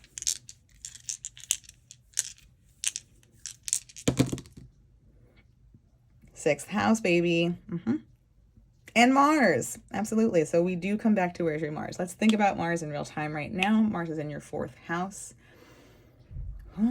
Mars is in that house of emotional body. It is an Aquarius, so it's not necessarily feeling emotional in the traditional sense, But it is in that home space, that fourth house, trying to kind of recalibrate, right? Because that's Mars ruling your chart. So Mars is gaining that sense of strength from being home right now. Mars is guiding you through the world from that place of the emotional body, from that place of like what being home looks like and the way that it nourishes me in the present moment. So what does that look like for you? Mars is going to move into Pisces. Mars is going to move into your fifth house of self-expression and true love and play and joy. Can you find space for play and joy over the next coming weeks and pull back from some of this giving all the time where you're constantly strapped? Maybe that feels crazy to you, Scorpio, but we're in a time of crazy change. That full moon eclipse happening in your 12th house is very much trying to clear out space within you karmically. So is this a theme that you have lived previous lifetimes within, where you are making yourself small in order to be available to other people? Is that an instinct that has been programmed for you across lifetimes? Right? That 12th house is like, whoa, this is all kind of compiled and looming over me, and I feel it, but I don't really see it. Well, now it's time to see it and to look at it, right? So let's incorporate some Cancer. That's your 9th house. That's where that first quarter moon is going to be, okay? And so that first quarter moon, after that Aries new moon eclipse that takes place in your 6th house, that brings all of this attention to my time and whether or not I feel like I have control over it. That moon in that 9th house is then opening you up to, and what beliefs factor into play here, right? What higher learning have you taken in that speaks to what you're allowed to do with your time? What philosophy are you currently operating within? And how does it define or help shed light on what you feel entitled to explore within this lifetime, within this time frame? Okay, so these are some big stories, right? And that first quarter moon is going to lead up to our next, our next lunation cycle, right? So we have that full moon coming first, clearing things out. We have the third quarter moon coming next, addressing things in your third house about how you think, about how you communicate, about what you feel like you are responsible for amongst your peers, Capricorn, right? We will then kind of filter into that new space of, what does this mean for me as I'm clearing all of this out? What do I have a say over? How can I implement my time and my routine if I'm pulling back the responsibility from these other entities around me? And that leads us up to that Aries new moon eclipse. So, Scorpio, thank you so much for tuning in. If you enjoyed, please like this video. Please share it with another Scorpio who is also trying to make space for their passion in a real way. And subscribe so that we can talk about Taurus season next season, talk about that Jupiter and Uranus energy in your 7th house, and get a sense of what they are bringing to your one-on-one relationships. So I will see you there. Welcome, Sagittarius, to your Aries season forecast. As we explore Aries season, we are seeing the sun, the new moon eclipse, Chiron, Mercury and its retrograde, and eventually Venus, all in your 5th house of true love, self-expression, play, joy, children. We have Jupiter and Uranus in your 6th house of time, routine, health, and the body. We have a first quarter moon in your 8th house of shared resources, my boss, my landlord, my partner, my psychology, my ancestors. We have a full moon eclipse in your 11th house of hopes and dreams for the future, as well as friends and community. There's a third quarter moon in your 2nd house of my stuff, my resources, my skills, and how I use them to make my money. Mars and Pluto are in your 3rd house of immediate environment, neighborhood, communication, mind, peers, siblings. And Venus, Saturn, and Neptune are all hanging out, awaiting Mars down the line in your 4th house of home, family of origin, emotional body, land, lineage. Okay. We have prompts today. Authority, I am beginning to embody. Instincts strengthening through this embodiment. Something I must embrace or reconcile to step fully into this autonomy. And a resource or dynamic that will help this process along. We'll look at the bottom of the deck to see what lies beneath these stories that we'll lay out today. And we will roll the dice to see what else we need to know, what stands out, what is especially important, etc. Okay, here we go.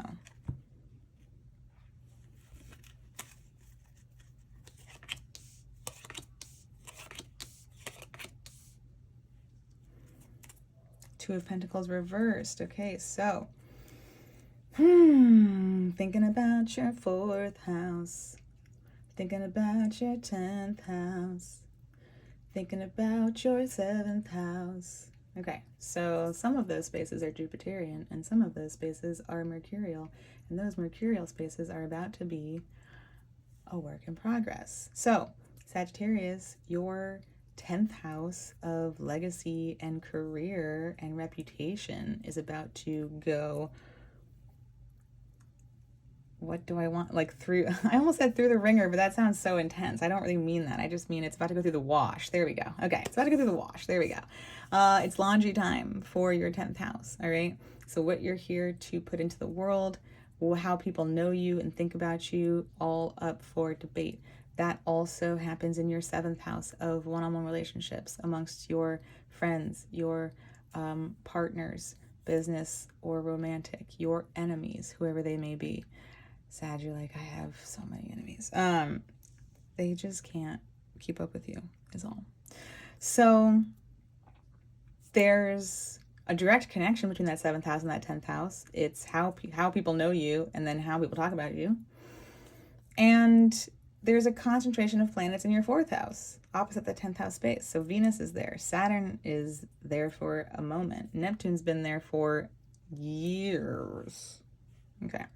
And so what we have here is some story around who you're growing into and what supports those things. Now this is reversed. So we are assuming that something is out of balance. We are assuming that maybe something's been trying to grow really big, and Neptune down there in the 4th house has been really confounding how to anchor into roots. And so maybe this current, now you're a tree, maybe you're top heavy, right? Maybe you're trying to put so much out there up in the 10th house and there's nothing supporting it in the 4th house, or you're very confused and murky about how to support that in the 4th house. How do I grow roots in water, right?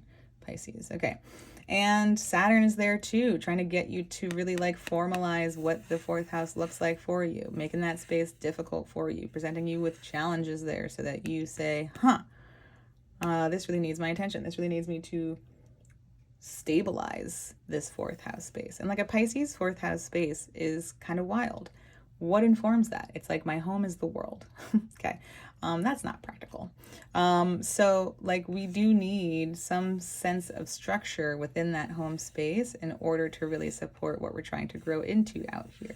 So if Mercury is ruling the part out here that is growing and is top heavy currently, then that retrograde is basically inviting you to kind of come back down here and prune some of this top heaviness up in this treetop and focus on what this 4th house needs, right?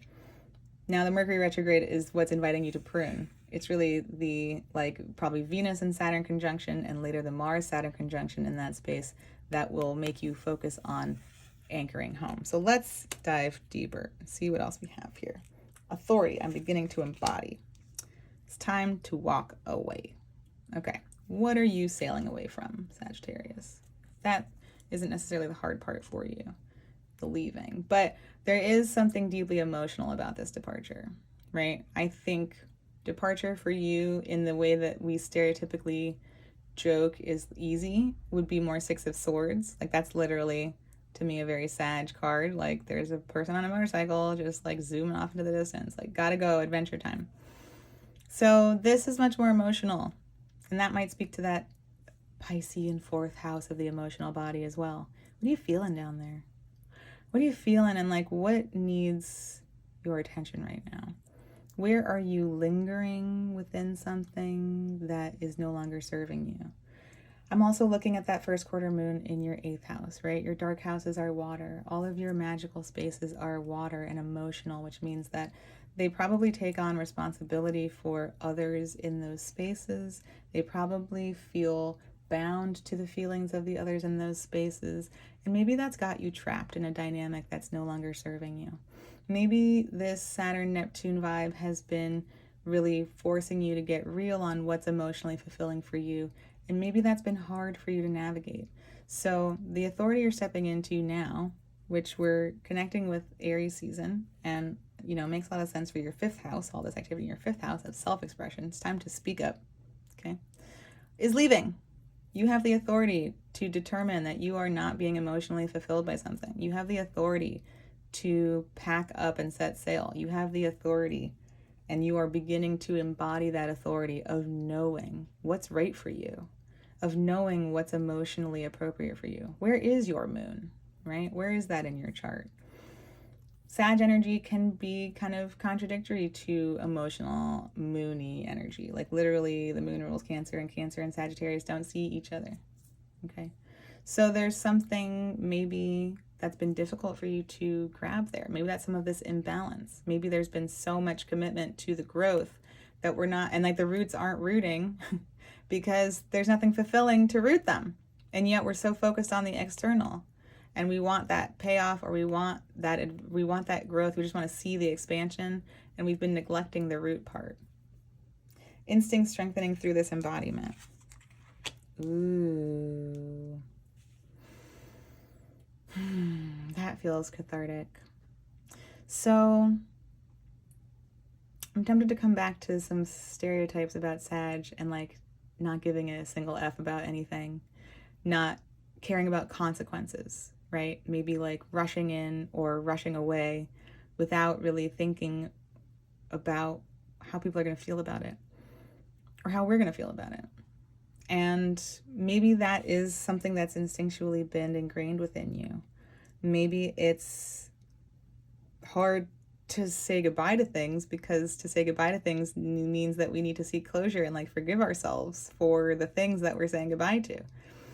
Maybe we have, and that's like maybe some of the stereotypical Sag compulsion to bolt. It's like, I don't want to go through the steps of doing this the right way. I don't want to go through the motions of acknowledging that I'm disappointed. That's not a good time. That's not a good feeling. That's not something that can make people feel expansion or growth. That feels harsh. That feels difficult and full of grief. And there is grief in saying goodbye. Absolutely. Maybe that's some of what Saturn is trying to instill in you as well. Maybe that's some of what this first quarter moon in your 8th house is. That 8th house is a house of like endings, right? All those dark houses are houses of endings, and endings are emotional. And so there's a place that you are reaching within yourself where you can forgive yourself, where you can look back on who you've been and what you've known in those places of who you've been, and what that's informed you to bring to the situation as much as you have been able to. And being able to say, I'm no longer that person. I set myself free. I can reflect on this past. I can reflect on how I got to this situation in the first place and think about why it was important for me to be here, or why it was appealing for me to be part of this. And I can also now come to this place of release when I think about who I was then and who I'm becoming, where I'm trying to go, what I've tried to root into that maybe hasn't been successful. I can let all of that go. I can release myself from this pressure, maybe, of navigating this. Okay. Something I must embrace or reconcile to step fully into this authority. Sag, it's like so much is like, I want to be out there. I'm trying to be out there. I'm trying to be seen. I'm trying to be heard. I'm trying to be go, go, go. And yet, again, I'm going to come back to those water houses. Like, you need to be kind of rooted in some stillness right now. Maybe that's some of what the Mercury retrograde is trying to bring to you as well. If that external visible part of you is going to be under construction, maybe that is the perfect invitation to go within and to just allow a perspective shift. This is a very Neptune card in your 4th house. Kind of confounding you about what you feel and what's true for you. What tells you that you need to kind of like rush out here, or that you can't come within yourself, or that you can't be rooted? What programming needs you to kind of step out of the day-to-day world in order to be able to facilitate this kind of like transformation, right? Because to go into the chrysalis is to go into like behind closed doors and to fully dissolve, to expose yourself to yourself and to fully consume yourself and rebirth yourself. That is a process that takes time. That is a process that takes solitude. That is a process that takes trust. And those planets in that 4th house may be calling out to you now. Stop focusing on the leaves. Start focusing on the roots. Come in here and root. A resource or dynamic that will help this process along. So many major cards for you this season, Sagittarius. I think that Venus being in the 4th house and being in mutual reception to Jupiter in your 6th house is maybe really important for the timing of this, because Jupiter, your chart ruler, has been in your 6th house for almost a year, and it has not been able to see your ascendant. And so it makes sense that Jupiter might be trying to bring some more pleasure to your day, right? Jupiter, Taurus, 6th house. I want more pleasure in my routine. I want more luxury and luxuriating in my routine. I want more slowness and steadiness and calm in my routine. Uranus trying to break you out of something old that you've been in service to in order to allow Jupiter to provide this new system. So I think a lot of this is being facilitated now by Venus being able to, again, see Jupiter in that mutual reception to Jupiter. Venus is also in your 4th house, hanging out with Saturn and Neptune. So bringing a bit of relief to what has felt kind of heavy and unknown in that space, and saying, oh, there's actually really a lot of value in checking in with my emotions, in allowing myself this chrysalis space. And so I think through this process, like, it makes sense that all these majors are here for this season, because it's able to happen now, because this work can be activated now. Not that it's going to be wrapped up now, not that it's going to finish now, but it can be activated now in a way that's conscious to you, so that you can sustain this ongoing process moving forward once Venus moves on, right? Venus won't be able to see Jupiter once it moves into Aries. So this resource is coming out as yourself, coming out as your true self, okay? Coming out as your authentic, beautiful, radiant self. And I love seeing the sun after the chrysalis. Sure, the sun typically comes after the moon, but both the chrysalis and the moon are internal journeys, right? Chrysalis is the hanged one, for anyone who has not heard me talk about that before with my deck. So this hanged one energy is similar to the moon in that we are retreating from like a conscious state of being in order to integrate the spiritual and the emotional. To reattune to nature is something that I've intended here with this chrysalis. And so the sun is appropriate for the emergence from this chrysalis. So let's look at this a couple ways. Maybe the resource that helps is remembering or telling yourself that when you go into the chrysalis and you come out, you will be this beautiful, radiant, authentic self, and allowing that to entice you in here. Maybe it's you becoming attuned to what this looks like and what you want this to look like, so that you can kind of program yourself to go in here and emerge as this. Maybe this connects with this judgment piece in terms of reflecting on past stories and getting a sense of where you have emerged from those past stories as a more authentic, radiant self. I can't help but think about this sun and the nourishment that it provides to this plant, right? The sun's sort of obscured by these leaves in this card because of how quickly it's growing. But we know that there's sunlight behind that plant that is providing that nourishment. So it makes beautiful sense to me to see you tapping into this sun energy, thinking about What nourishment do I need? I love that as a resource. What nourishment feeds me and boosts me? Let's roll these dice to see what else we need to know. But I love that. We are reprogramming these instincts around who I get to be. So I think that this is, you know, the Emperor is an energy innate within you. Aries is your, let me think, yes, 5th house, your house of self-expression, right? And so it's not that you don't have visibility and access to that. It's that perhaps those instincts have been clouded by these other narratives here about what does it say for me to initiate if I can't even emotionally detach from what doesn't fulfill me? Why would I trust myself to lead myself toward experiences that will allow me to shine, and trust that I can enter into a state of rebalance if I've not had the authority to walk away before and to then subsequently release myself from those narratives? Okay, Taurus, absolutely. North Node in that 5th house. So that makes so much sense that we are helping that North Node become more deeply activated.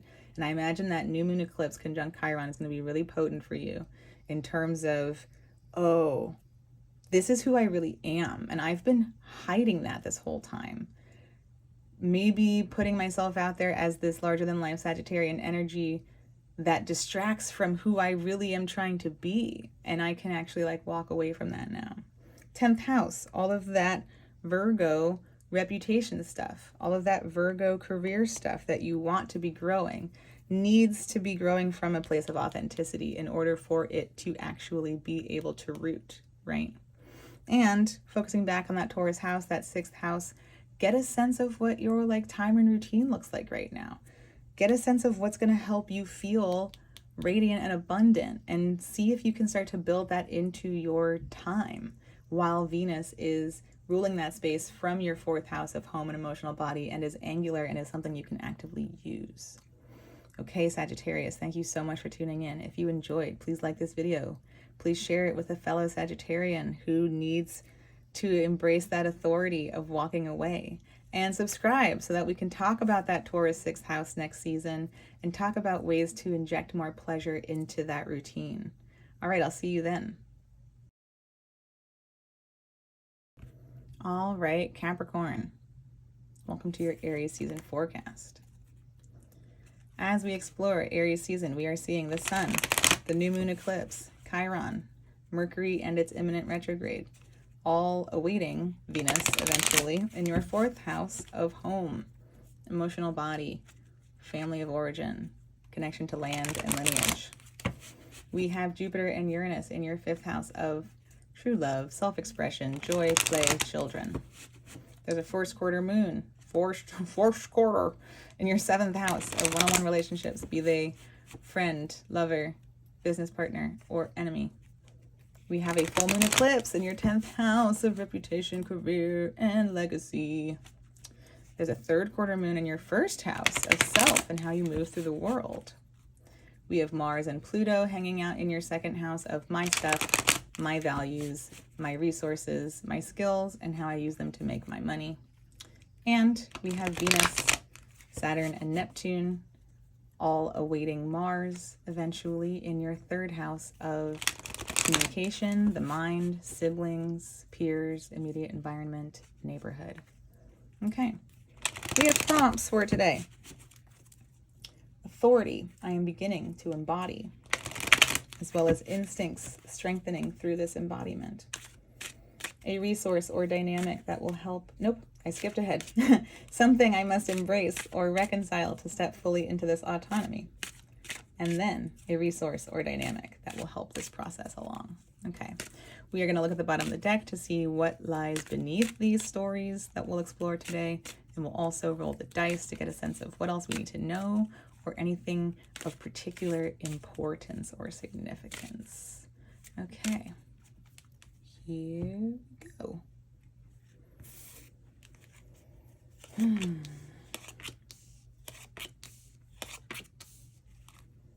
Okay. I don't think this is the first time that Capricorn has had the 10 of Cups show up. I know that we've been on a journey around emotional fulfillment and happiness. right? And so beneath these stories we're looking at today are some themes around what kind of emotions we want to be sharing with people, right? This isn't the Two of Cups necessarily, where it's that one-on-one seventh house kind of relationship stuff where we are fully engaged with like a singular person in intimacy. This is much more the bigger picture vision that we have for ourselves and our emotional lives and who we share that with. So beyond the Two of Cups, this is like the creation of family, if that's a direction you're going in.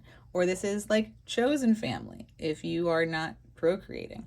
This is who I like, you know, if the Ten of Pentacles is like the life that I've built with people and who I share it with and what it looks like, then this is how it feels, right? This is a sense of emotional abundance that we are in search of. So let's see what this is telling us. Authority, I'm beginning to embody. Oh, okay. So, NBD, High Priestess. Okay, I'm thinking about the fourth house. I'm thinking about the North Node there. I'm thinking about Chiron there. I'm thinking about instincts and intuition. And when the High Priestess is reversed, we often see someone who has maybe been neglecting their intuition. Capricorn, what? No. You mean us practical folks out here trying to be responsible and reasonable are ignoring feelings and intuition within us? That's insane. Okay, so the authority then comes in through the finally tuning in. So that reversal as a form of authority that you are beginning to embody is stepping into owning that High Priestess. It exists, right? It doesn't matter how logical or practical or responsible you are. Intuition lives within you. And often it contradicts what we think is logical and practical. And dear Capricorn, have you been so beholden to your sense of obligation and duty and responsibility? And have you been harboring like intuitive cries? Like at this point, they might be cries, right? Like before, in the beginning, when they first emerged, and this is going to be true of like things in the present as well as like intuitive signals we've ignored in the past. They begin as whispers, they begin as inklings, they begin as ideas and possibilities, and then we ignore them because we don't want to make space for them, because they call us away from what we've committed to, because they defy what we think we must uphold, and so they begin to cry. All right, and I'm gonna guess, because I know I'm here with you as a fellow Capricorn rising, I'm gonna guess that there is some, like, this is not foreign to you. You're not sitting here saying, Taylor, what are you talking about? What intuition have I been ignoring? You are laughing because you have been screamed at from within about something that you are still doing right now, that you have to this point felt that you can't listen to. I can't listen to that intuition. I literally don't have the authority to listen to my intuition. I must continue to commit to or adhere to whatever I have latched onto and taken responsibility for. Okay. Instinct strengthening through this embodiment. Yo, I'm so mad. Okay. Oof. Instinct strengthening around this embodiment. Instincts about choices. Okay. Instincts about choices. All right. Being a Capricorn, one more time for the people in the back, often entails adhering to a responsibility long beyond its usefulness or its application or its practicality. Staying committed to something even as it crumbles. Okay, where the F is your Saturn. All right. So if we've been in a place where we have not felt the authority to listen to our intuition, then hasn't that most definitely impacted the emotions surrounding the decisions we make, as well as the options we even think are laid out before us? Okay, this is typically a Venus and Scorpio vibe, which is to say, Venus is in detriment in Scorpio. Venus may frequently feel that she's in a place of lack when in Scorpio, and from that place of lack will then assess her options. If we are always assessing our options from a place of lack, you better believe that we're going to stick with whatever is practical, tangible, responsible. What's the last word I want? Damn it, I really wanted to drive that point home with a fourth word. Ugh. You get what I'm saying, though. If we ignore our intuition because we're already committed to that responsibility, then we're definitely going to be really effed up about how we make our decisions, what informs how we even see the options in front of us, and what we think is possible for us. Okay?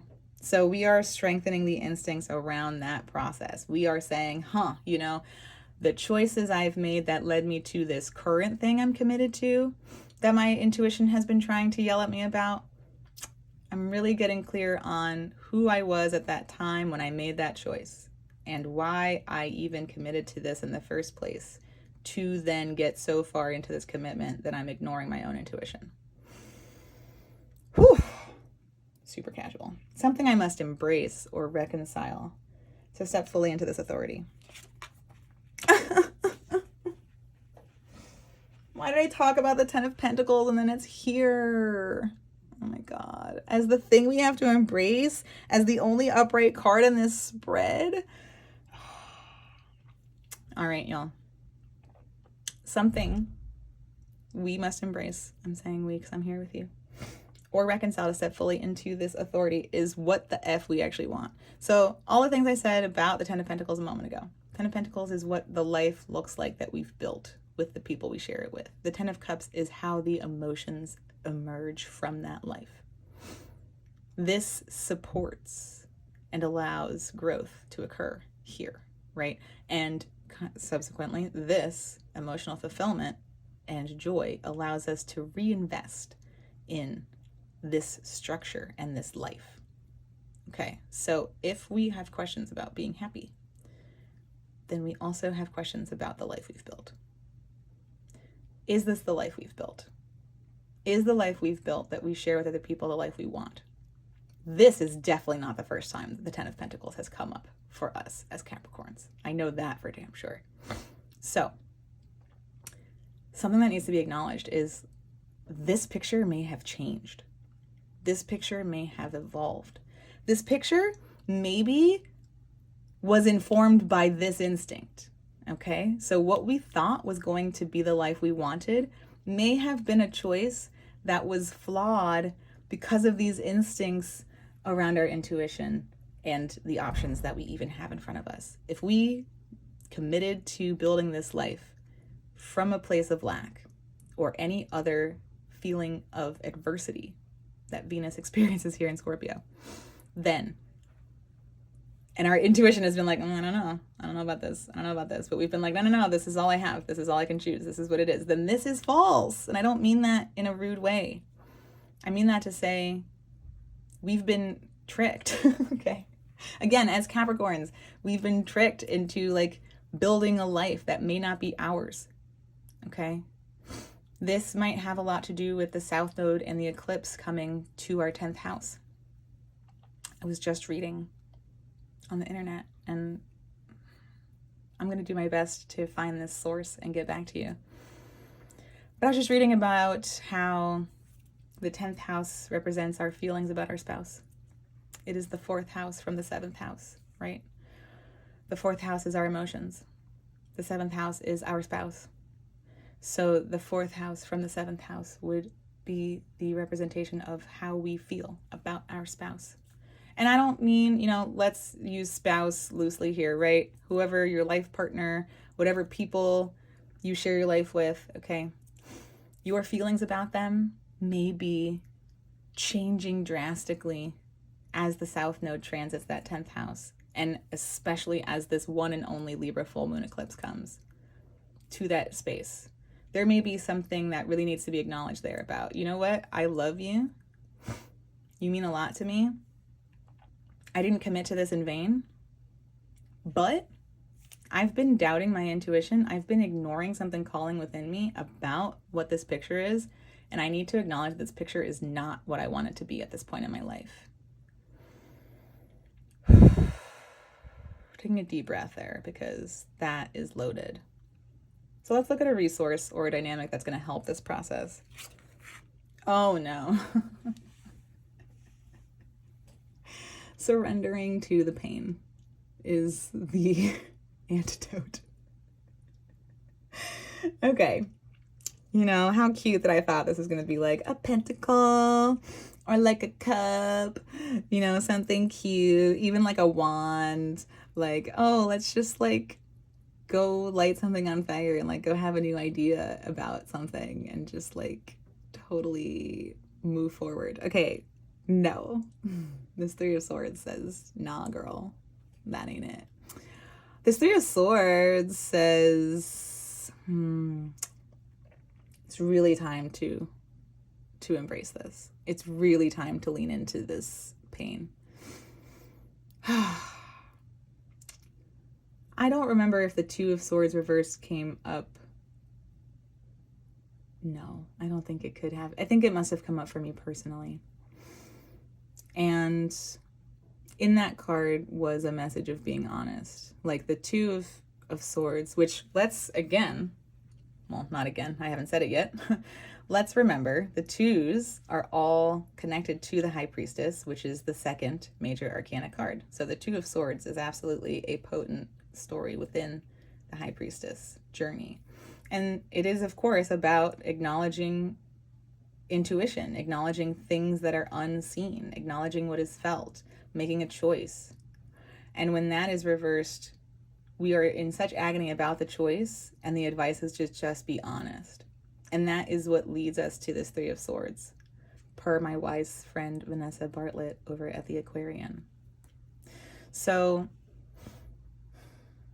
the resource here is questioning maybe the resistance to this pain. And of course, I can't tell you what that looks like, right? That's going to be intensely personal. I can describe the rest of this dynamic, and I can say that there's absolutely pain attached to this whole thing. These instincts telling us that our choices were only this, and then it turns out that we've had something within us trying to steer us out of that for so long that we've been neglecting. Pain. Recognizing that something we've built as Capricorns is something that is no longer sustaining us or right for us. Pain. Guilt. Grief. All right? There's a recognizing that we want to feel something different. Pain. Okay, so I can't tell you what embracing that pain looks like. I can only tell you that it's helpful in this time, in this period, in this season, and that absolutely leads us to this Emperor journey in our fourth house, because that fourth house is our emotional body. That fourth house is our gut, okay? And it knows things. It wants to initiate things in Aries. It wants to go lead things in Aries. And all of these things are not really about leadership. They're about concession. They're about settling. They're about lack of trust. None of those really contribute to our ability to initiate new things and to pursue what we know is right for us, that will then inform those around us how it might be helpful for them, and then invite them to participate in that. Let's roll these dice. All right. Ooh, okay. Maybe the three reversed is showing us that it's time to kind of go within and hold space for that, maybe before we expose that outwardly. So maybe this is a call to spend time with ourselves this season, as this eclipse is happening, as this retrograde happens in the fourth house as well, because that retrograde is certainly going to be about changing our sense of time. Sixth house, routine, health, and the body. So where we spend time, how our routine even operates, as well as our ninth house of where we're going. Maybe we're moving soon, all right? Or maybe we are setting off on a new adventure. And right now it's important to honor what hasn't been working for us, even on a private level. Fourth house, where that north node is, you are entitled to privacy. No one needs to know what's going on, right? You are entitled to cultivate that privacy within yourself and to mourn that and to go through those motions. Aries, yep, fourth house, that pain. Venus, currently in your third house in its exaltation, maybe bringing your attention to this high priestess, right? The mind and communication, maybe in its place of exaltation, allowing this to finally take voice. It's going to move into that fourth house and maybe help facilitate some of this grieving now, right?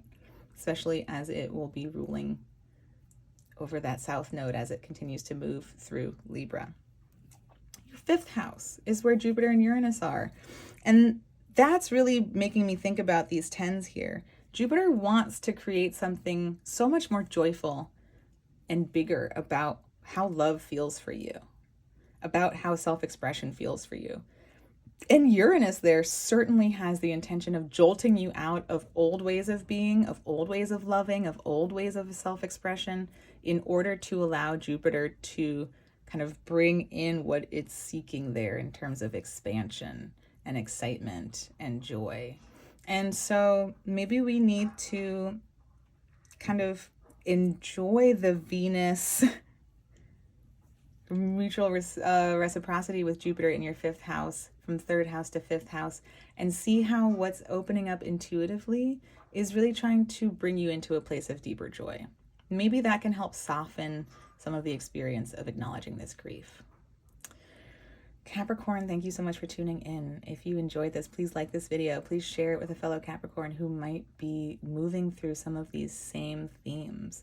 Please subscribe so that next season we can talk about that Taurus fifth house and what Jupiter is trying to bring there in terms of joy and love and self-expression. I hope to see you there. Welcome, Aquarius, to your Aries season forecast. As we explore Aries season, we are seeing the sun, the new moon eclipse, Chiron, Mercury and its imminent retrograde, and eventually Venus, all in your third house of the mind, communication, siblings, peers, immediate environment, and neighborhood. We have Jupiter and Uranus in your fourth house of home, emotional body, family of origin, land and lineage. We have a first quarter moon in the sixth house of time, routine, health, and the body. There's a full moon eclipse in your ninth house of faraway travel, other cultures, higher learning, religion, philosophy. There's a third quarter moon in your 12th house of endings, karma, what it all means in the end, me and my maker, mental health. Mars and Pluto are boosting your first house of self and how you move through the world. And lastly, we have Venus, Saturn, and Neptune all hanging out, awaiting Mars eventually in your second house of my skills, my resources, my values, how I make my money. We have prompts that we'll be looking at today. So we'll be asking about authority I am beginning to embody, as well as instincts strengthening through this embodiment. Something I must embrace or reconcile to step fully into this authority, and a resource or dynamic that will help this process along. We'll look at the bottom of the deck to see what themes lie beneath the stories we're exploring today, and we will roll the dice to find out anything else that stands out or that we need to know. Let's jump right in.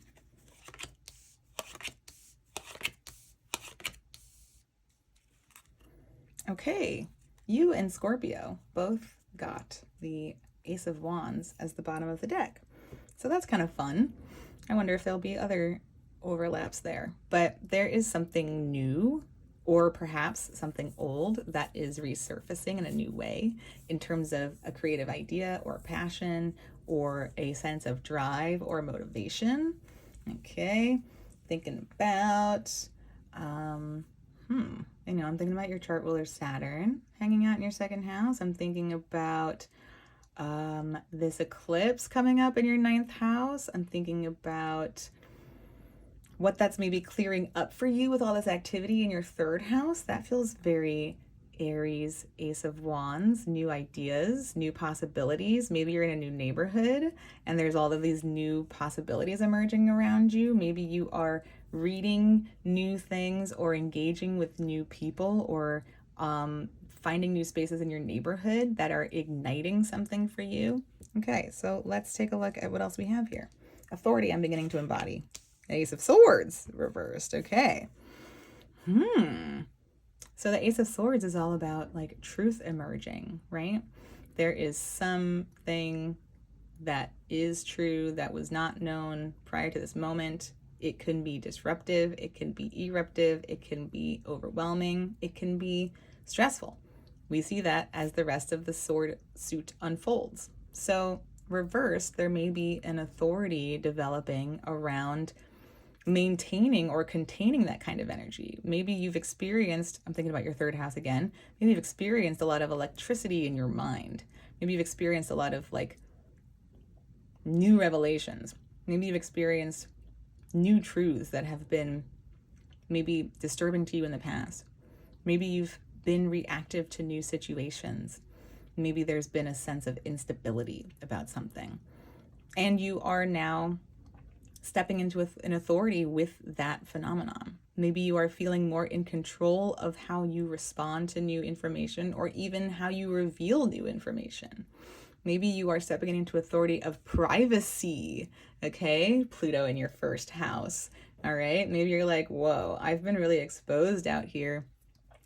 I've let people see this about me, and I'm really learning to keep some things to myself in a way that allows me to feel secure and private, okay? And that feels really connected to the Ace of Wands. If there are new ideas emerging, maybe there's a fear that comes with that something's going to happen to those ideas, or that someone's going to steal those ideas, or that someone's going to judge you about those ideas or about those truths. And perhaps there is a power growing within you around keeping some of those new things to yourself and allowing them to kind of grow within.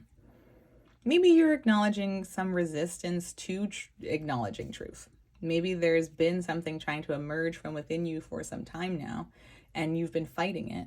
And Mars in your first house, for example, can be you really taking ownership of, oh, you know, I'm recognizing that I can have more of a sense of control of this, or I can be in a different relationship to this. Okay. And so, okay, instinct strengthening through this embodiment. Ooh, Four of Pentacles. Okay, absolutely. So we definitely have more themes emerging here about like sharing versus keeping. And maybe there's something about, you know, a feeling of scarcity. You know, there's a feeling of I have to save this. Maybe that leads us back to this place of, you know, what is private versus what is shared. If there is a feeling of people have taken something from me before, or people have judged something about me before that I have shared or let be known, then that puts me in a place of being very guarded and protected and having to hold on. If what tries to emerge from me disrupts me in some way, then I feel this need to remain stable and grounded. Okay, so the instincts around this feeling, right? We're not fully in the Five of Pentacles yet, where things feel really scarce, where that attitude or that perspective has really sunk in. We are on the precipice of that and thinking about, okay, I might need more than I have right now, and so how can I address that in this moment? I might be trying to save so that in the future, when disruptions occur, I feel less destabilized by them. Some instinct strengthening around what that process looks like for you in order to maintain a sense of groundedness rather than feeling shaken up. Something I must embrace or reconcile to step fully into this authority. Okay, letting go of things that aren't fair is what just popped into my mind. And that is connected certainly to that South Node and that eclipse coming for your 9th house. Maybe there's a sense of righteousness here that isn't going to be resolved. Maybe. So my phone rudely interrupted. I apologize for this cut here. My phone just decided to shut off. So what I was trying to say was maybe there's some sense of righteousness here, and that feels very connected to an eclipse happening in your 9th house, where we have our sense of meaning, where we have our sense of sort of collected definitions of what is happening. And there can certainly be a sense of righteousness in a Libra 9th house. Those beliefs are really predicated upon fairness, upon what is where justice comes into play. And if there have been injustices surrounding, I'm going to just make a leap here, your like intellectual and creative property as one example, and those have not been made right, then that might be something that's holding you back and keeping you in this place of being really guarded and protected. I don't want to let people see what I have. I can't afford to waste anything because something's already been done to me that's unfair, that hasn't been resolved. And I don't really trust that that's going to be resolved in the future. So this is what needs to be embraced or reconciled. We need to find a way to make peace with what's not going to get resolved, with what's not going to be called out for not being fair. People, I mean, look, in the age of Pluto and Aquarius, we're going to spend the next 20 years getting into the nitty-gritty of like property laws, right? Like we are in the time of AI, we are in the time of like chat GPT, right? Like we don't know we have not made these rules yet. We have actually gone a really long time not like avoiding making these rules. And so this is something collectively that we need to do as a society. In the meantime, you as an individual person may need to find a way to make peace with the fact that some of those events have transpired and that laws have not existed, or like community has not advocated for that being made right, and getting a sense of where that blocks you from actually embracing what wants to emerge, right? Both of these things are trying to come in a new way. So a resource or dynamic that will help this process along. Okay. This makes me think about the third quarter moon in your 12th house as one example. I'm thinking about, okay, so the moon journey is all about going within the subconscious, right? Going in to explore some of the monsters in there and to find out that they're not actually monsters. They are part of us that we recognize, but they feel like monsters because they are deep in the shadows.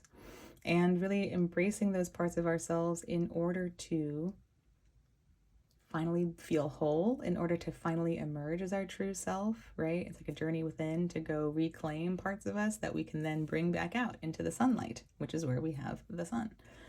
So there's something deeply unknown when we see the moon. And I think when we see the moon reversed, we are being asked to like give up the ghost in a sense. Like letting go of what we are no longer in illusion with. Stepping out of this place of the shadow, right? Finishing this journey. So maybe you've been in this place for a while and maybe you haven't found your way out yet. And the resource or the dynamic is the call for you to step out of this place and to finally emerge, trusting yourself in that sun position, feeling fully integrated. It might be that you have gone within to integrate, but you've stayed in there because of all of these other cards that are suggesting that you don't want to be perceived by people because pieces of you will be stolen, or because pieces of you will be judged or interpreted in ways you never expected or consented to, right? That feels very Aquarian and very Pluto in the first house. And so there's something where you are no longer kind of under the wool of something. You are no longer under the influence of some illusion, and really finding where that exists for you and leaning into that is that resource that creates that help then. Okay, let's roll these dice and see what else is up. But we certainly see where these instincts come in, right? Like scarcity is an instinct that is formed at a young age. If you've lived a life where from a young age people have been casting doubt upon you or have been judging you or have been taking things of yours, that absolutely creates these instincts of scarcity, right? And these instincts of keeping things to myself, resisting letting things emerge from me as they naturally try to. Uranus is here, okay, and Uranus is in your 4th house of emotional body. Uranus is certainly like trying to shake you out of old stagnant emotional states, as well as trying to jolt you out of old dynamics that were imprinted upon you within your like early family life. Okay, so of course this makes sense for these instincts and this initiation, right? Like Mars ruling this being Aries being your 3rd house of, again, ideas and peers. You want to be communicating with people about what you're trying to set into motion. And that's an innate like experience and strength for you. And so these instincts have made it so that you doubt that, or that you question that, or that you don't allow that process to occur. And so it's time to allow some of these things to flow out so that we can shift this perspective of lack or of holding on so tight. Pisces, your second house, Saturn's there trying to build up your skills. Maybe Saturn and Neptune here are cultivating really, Neptune's very artistic. Maybe there's like an artistic quality to what you do, or a really compassionate or universal or emotional component to what you do. And that certainly makes what you create all the more like absorbable by others, and like less of your content, right? Because it speaks to so many people, because it touches on people's emotions. They are moved by what you put into the world, and they may absorb it as though it is their own. And that's probably traumatizing. But it's also important to focus on how that triggers you, and where that's keeping you small, and where that's keeping you from actually being who you are meant to be in this world. You can't control other people, right? You can't force them to respect or honor things. You can change how you show up for those people, and you can change what you give them, right? And that brings us back to this question of like, what do I keep to myself versus what do I share? 7, that 7th house, being ruled by the sun in your 3rd house. And maybe getting clear on what one-on-one relationships are safe to explore those concepts without them being leached or absorbed by others, right? Who's your true inner circle? Who are those people that are really your ride or die, who really see you, the sun, as who you are, fully integrated, and who you don't have to kind of hide out from? Who are those people who really allow you that full presence, right? Okay, so getting clear on that, I think, as a means of shifting some of this sense of injustice that is here. Okay, Aquarius, thank you so much for tuning in. If you enjoyed, please like this video. Please share it with a fellow Aquarian who may feel similarly like possessive about what they're trying to create out of fear of being appropriated. Okay, subscribe so that next season we can talk about that Jupiter-Uranus element in your 4th house and what it's trying to bring into your life, so we can get clearer on that. I hope to see you there. Welcome, Pisces, to your Aries season forecast. Okay, as we explore Aries season, we are seeing Venus, Saturn, and Neptune all hanging out and awaiting Mars eventually in your 1st house of self and how you move through the world. We've got the sun, the new moon eclipse, Chiron, Mercury, who will retrograde soon, all awaiting Venus eventually in your 2nd house of my stuff, my resources, my skills, and how I use them to make my money. We see Jupiter and Uranus in your 3rd house of mind and communication, siblings and peers, immediate environments, and neighborhood. We've got a 1st quarter moon in your 5th house of true love, self-expression, play, joy, and children. There's a full moon eclipse in your 8th house of shared resources, our stuff, our values, my ancestors, my landlord, my boss, my spouse or partner, my psychology. We have a 3rd quarter moon in your 11th house of friends and communities, as well as hopes and dreams for the future. And last, but certainly not least, we have Mars and Pluto stationed in your 12th house of endings, what it all means in the end, me and my maker, karma, mental health. Okay, we have prompts for today. I've buried them. Please hold. It's been a long run. Okay. Authority, I am beginning to embody. Instincts strengthening through this embodiment. Something I must embrace or reconcile to step fully into this authority, and a resource or dynamic that will help this process along. We're going to look at the bottom of the deck to see what themes are underneath the stories we are exploring this season, and we'll roll the dice to get a sense of what else we need to know, what really stands out, what's truly significant here. Okay.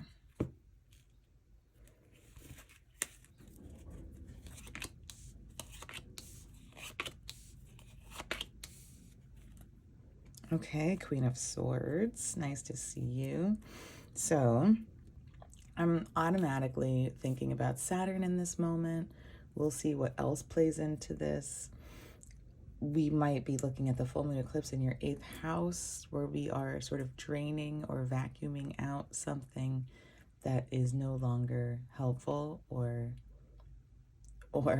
abundant or fair, right? If we're thinking about Libra themes, fair or balanced. Okay. So this is a time of recognizing boundaries you've had to put up, or maybe this is a time where you are putting up boundaries. And that's why I think of Saturn in your 1st house, right? Pisces, we are notorious for a lack of boundaries. We are open, we are empathetic, we are feeling people first. And from there, we make choices. And that can be really beautiful, and that can be really taken advantage of. That can be really painful. That might be some of what's happening with the full moon eclipse in your 8th house as well. It might be that you've been so open and so empathetic with certain people that you've allowed contractual arrangements to happen in that 8th house that don't consider you, or that don't weigh in your favor. Like they don't care about you in the same mutually reciprocal and that mutually reciprocity. Wow. Did I mention that Pisces can be tongue-tied? Okay. It's not mutually beneficial. Okay. So let's get a sense of what else we're looking at here. I notice we have 2 reversals and 2 upright. So we're going to see kind of it's very much like the Pisces polarity. Okay. 2 cards going this way, 2 cards going this way. So let's see about these boundaries. But that makes a lot of sense that you would be moving through a journey where you would be figuring out what those boundaries look like and learning how to set them and learning how to honor them yourself. Okay. Authority I'm beginning to embody. Okay. I'm looking at the 3rd quarter moon in your 11th house of friends. Where are you feeling left out? Where are you feeling lonely? Where are you not feeling celebrated? Right? This 3 of Cups reversed tends to signify that we are out of touch with a group. We are out of touch with our friends. We are not feeling emotionally connected with people we celebrate with, right? This isn't the 2. This isn't like emotionally, or like rather this isn't like romantically disappointed or lonely necessarily. That could be part of this story. But when we see the 3, we're really looking at friend groups. We're really looking at collectives or communities. So I'm thinking about, like, what are you grieving or releasing in that 3rd quarter moon that happens in your 11th house? That's the same day that Mercury stations retrograde in your 2nd house. So we'll see if that connects at all. But the authority here then is for you to own that, to recognize that, and to name that. That feels difficult for Pisces as well, to be kind of critical maybe of like friend groups, even to say, hey, I'm not getting what I need here. I'm not being acknowledged here. I'm not feeling celebrated here again. The authority to recognize that and to maybe start talking about that, or to otherwise step into ownership of that, because owning that means that you can then do something about it, right? When you're out of authority with that feeling, it probably feels like it's being done to you. It probably feels like it's happening to you. It feels like you are out of control of that situation. When you step into the authority of it, you say, I have power here. I'm going to change something, or I'm going to address something. Instinct strengthening through this embodiment. Ooh, okay. Are we, okay, couple ideas here. Are we reflecting on when we fail to stand up for ourselves, right? So if this is reversed, is this us kind of reframing that instinct around holding back and like not putting ourselves out there, right? This upright is, I have something to say. I'm a contender. I have a valid opinion. I am ready to compete, or at least take a seat at this table with other people who also have ideas. So reversed, my first instinct is to say, are you holding this back? Do you hold this fire back from people? Is this an instinct that you have developed because of the way you want to fit into friend groups, or because you want to be liked by other people? That's a very Pisces and Libra overlap. So is it that you hold yourself back here? This could also be, is this energy kind of reckless? Let's go the opposite route. Is this sort of like out of control? Is this like, I feel a certain type of way about my friend groups, and it's helping me reflect on the fact that maybe I come on really strong in those friend groups. Maybe I push really hard. Maybe I take up a lot of space at this table. Maybe I'm really aggressive with my opinions or with what I'm trying to share. Okay, so some ideas here. But something, either way, we are acknowledging an imbalance of fire, right?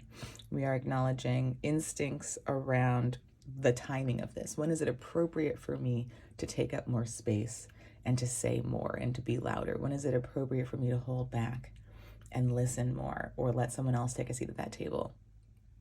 So we're reframing and we're realigning those instincts. We're strengthening those instincts around what this looks like for you and what it is to tap into that. These are your houses of substance, right? Fire is your houses of substance. And that can feel like something we don't know we have, right? Really, the 10th house is the only house of substance that we can see, but that's what we're building up to. So how do we know that we have those things? So it makes a lot of sense to me to see you in this relationship to this energy. Something I must embrace or reconcile to step fully into this authority. Okay. I've seen this on the bottom of 2 reads. I believe it was Scorpio and Aquarius at the bottom of the deck. So it's fun to see where this ended up. Okay, so we need to reconcile or embrace just the sheer force of fire that we have within us. This ace has no real agenda. It is just announcing itself. It is just making itself known. And if you are a Pisces person out here who is not in touch with those fire houses because they are not visible from your ascendant except for the 10th, which is what you're building up to, then it might be very hard for you to acknowledge when this fire is present within you, what this fire feels like, what it's supposed to feel like, what you want it to feel like, what to even do with it, right? Because it is the beginning. And we're going to also go back and say that there's probably something that needs to be reconciled about when this has come up for you in the past, and when you have neglected it, or when you have ignored it, or when you have not felt safe sharing it, right? Because what's opposite that Aries 2nd house is that Libra 8th house. And that Libra 8th house is full of more of these patterns and instincts that have kept us safe, right? I'm going to go along to get along. I'm going to do what someone else wants me to do so that I can get what I need. And so that has maybe taken precedence over that 2nd house of fire and that 6th house of fire, right? I'm like, where's your Venus? Okay, we need to know where your Venus is at. Where's she at? Boost Mobile. If you get that reference, you get a high five from me. So we need to reconcile this. We need to embrace this. This goes with this 5 of Wands. There may be an instinct telling you that, like, containing the fire is what will help you feel more at home with friends, and that is lying to you, right? We want to be a leader. We want to be able to initiate. We want to be able to tap into that energy in that 2nd house so that we can bring it into that 8th house. To do that means you must trust yourself to follow and pursue some of your passions and instincts. Otherwise, what are you going to be bringing back to people? Okay. A resource or dynamic that will help this process along. The King of Swords. Okay. Well, here we have a clear through line. Love that. So this resource, this dynamic, is mastering your mentality, right? No pentacles here. We don't need any earth today. Okay, it's Aries season. So we're sharpening our mind, right? And that's helping shed light on these boundaries as well. This is sharpness and mastery for yourself. This is so that you can remain self-contained, so that others can't pour you out against your will or spill what you contain without your permission. This is for you. This is for you and everyone else, right? So this is for you and your friend groups and the people you're trying to spend time with and the communities you want to be a part of. This is you mastering for yourself as well as to help you get a grip on what this feels like so that you can share it with people. If this feels out of control, if this is a thing we don't even have a relationship with, if this is something that's imbalanced, if this is running wild, if this fire has been put out, we need to tackle how we intellectualize our instincts and our passions. Very strength. Just gonna make that obvious connection there, right? We talk all about that, the intellectualization of our instincts versus like the overpowering of our instincts. This feels like, oh, I have a strong source of fire within me, but I haven't necessarily tamed it yet. And I'm gonna even just go back and reframe that, because tamed is such a terrible word. So what I want to say is, okay, it's the same language that we use with the strength card as well, especially when I talk about the Rider-Waite image, right? Where there's the figure, the person, who may be a woman, really depends on how you see it, engaging with a lion, right? And so it's not about the human taming the lion, nor is it about the lion scaring the human into God-fearing. It's trust between these entities, right? So we're not working to tame our fire. We're working to trust our fire. And that requires having a relationship with it. When we try to tame, we do so from a place of fear. We do so from a place of judgment. You are bad. You are uncivilized. I am civilized. I must tame you, right? Okay. So that's not what we're doing. We're not creating a hierarchy here. Just because the head is above the heart and above the sacral center doesn't mean that that's the order, the sequence, right? We're not creating a hierarchy. We're not punishing. We are trusting. We're building a relationship with. We have to be in communication with this fire. We have to be in a process with this fire. And that will require some mental mastery on your part, right? So this feels like a bit of gaining trust with both of these processes. If I overthink things, that's not helpful either, because that's where I am. But if I'm afraid of this, that's not helpful either, because that's what keeps me here. So I need to go through this maybe like categorization process, right? I have pulled this card for, I'm thinking about a client I pulled this card for who was getting a master's in library sciences, okay? So like that is literally like I am mastering a large wealth of knowledge. Okay. So like this is taking inventory. This is categorizing. This is understanding what's appropriate for where. What book do I pull out when I need to talk about this? What fire do I tap into when I need to go pursue this? Okay. And again, that makes a lot of sense for this Queen of Swords, who is working on those boundaries for you internally, for your internal world. All right, let's see what else we have here. But this feels really appropriate for you, Pisces. You are such a people person. You know, where is your Jupiter? But also, like, wherever, like, being ruled by Jupiter means that you love, like, engaging with others and being part of the discourse and learning and conversing. And if you're feeling detached from that energy, it's important for you to really acknowledge that. Jupiter is ruling your chart from your third house of peers and, like, siblings and immediate environment. So before we get into friend groups, right, in the 7th and the 11th, before we split off into one-on-one groups and we join communities in the 11th house, we start off with peers. So Jupiter is in your third house, maybe encouraging you to get out there, put yourself out into your immediate environment more frequently so that you can be meeting more people, right? So that you can be engaging in that discourse and those conversations that are really nourishing for you. And if you're resisting that, here's Jupiter. If you're resisting that, here's that 11th house where that third quarter moon is. Let's talk about that too in a second. If you're resisting that, you're staying in this place of keeping yourself small and staying out of authority, of this feeling of loneliness. Okay, so I want to come back to that 11th house. I talked about that third quarter moon in Capricorn. That 11th house is your house of friends and communities. And with the third quarter moon there on the same day that Mercury stationing retrograde, I want you to like release what friendships haven't been working for you and like grieve that. Like let that, let these tears flow. Okay, that third quarter moon is one of, you know what, things aren't panning out here now, and it's time for me to release things from here. And it might be authority time for you to trim prune some of those friendships, cut back, put more boundaries around friendships that are not celebrating you and holding space for you, and make room for friendships to grow there that will be more in line with what you're seeking there. Okay, and again, let's come back to Saturn in your first house, ruling that 11th house. So the boundaries that Saturn is asking you to build right now are pertaining to, in some way, those friend groups and communities that you're a part of. Okay, and Aries, yes, let's remember everything we just talked about and emphasize that second house. The North Node is there too. And so this is where you are focusing on what you have, my skills, my values, my resources, and everything I use to make my money. And maybe it's important for you to bolster that for yourself now. Mercury is ruling your fourth house of emotional body. And so maybe there's a reframing of some of those values there in that second house around what you want to be feeling emotionally and how you want to feel at home with people. And so there's something to think about there.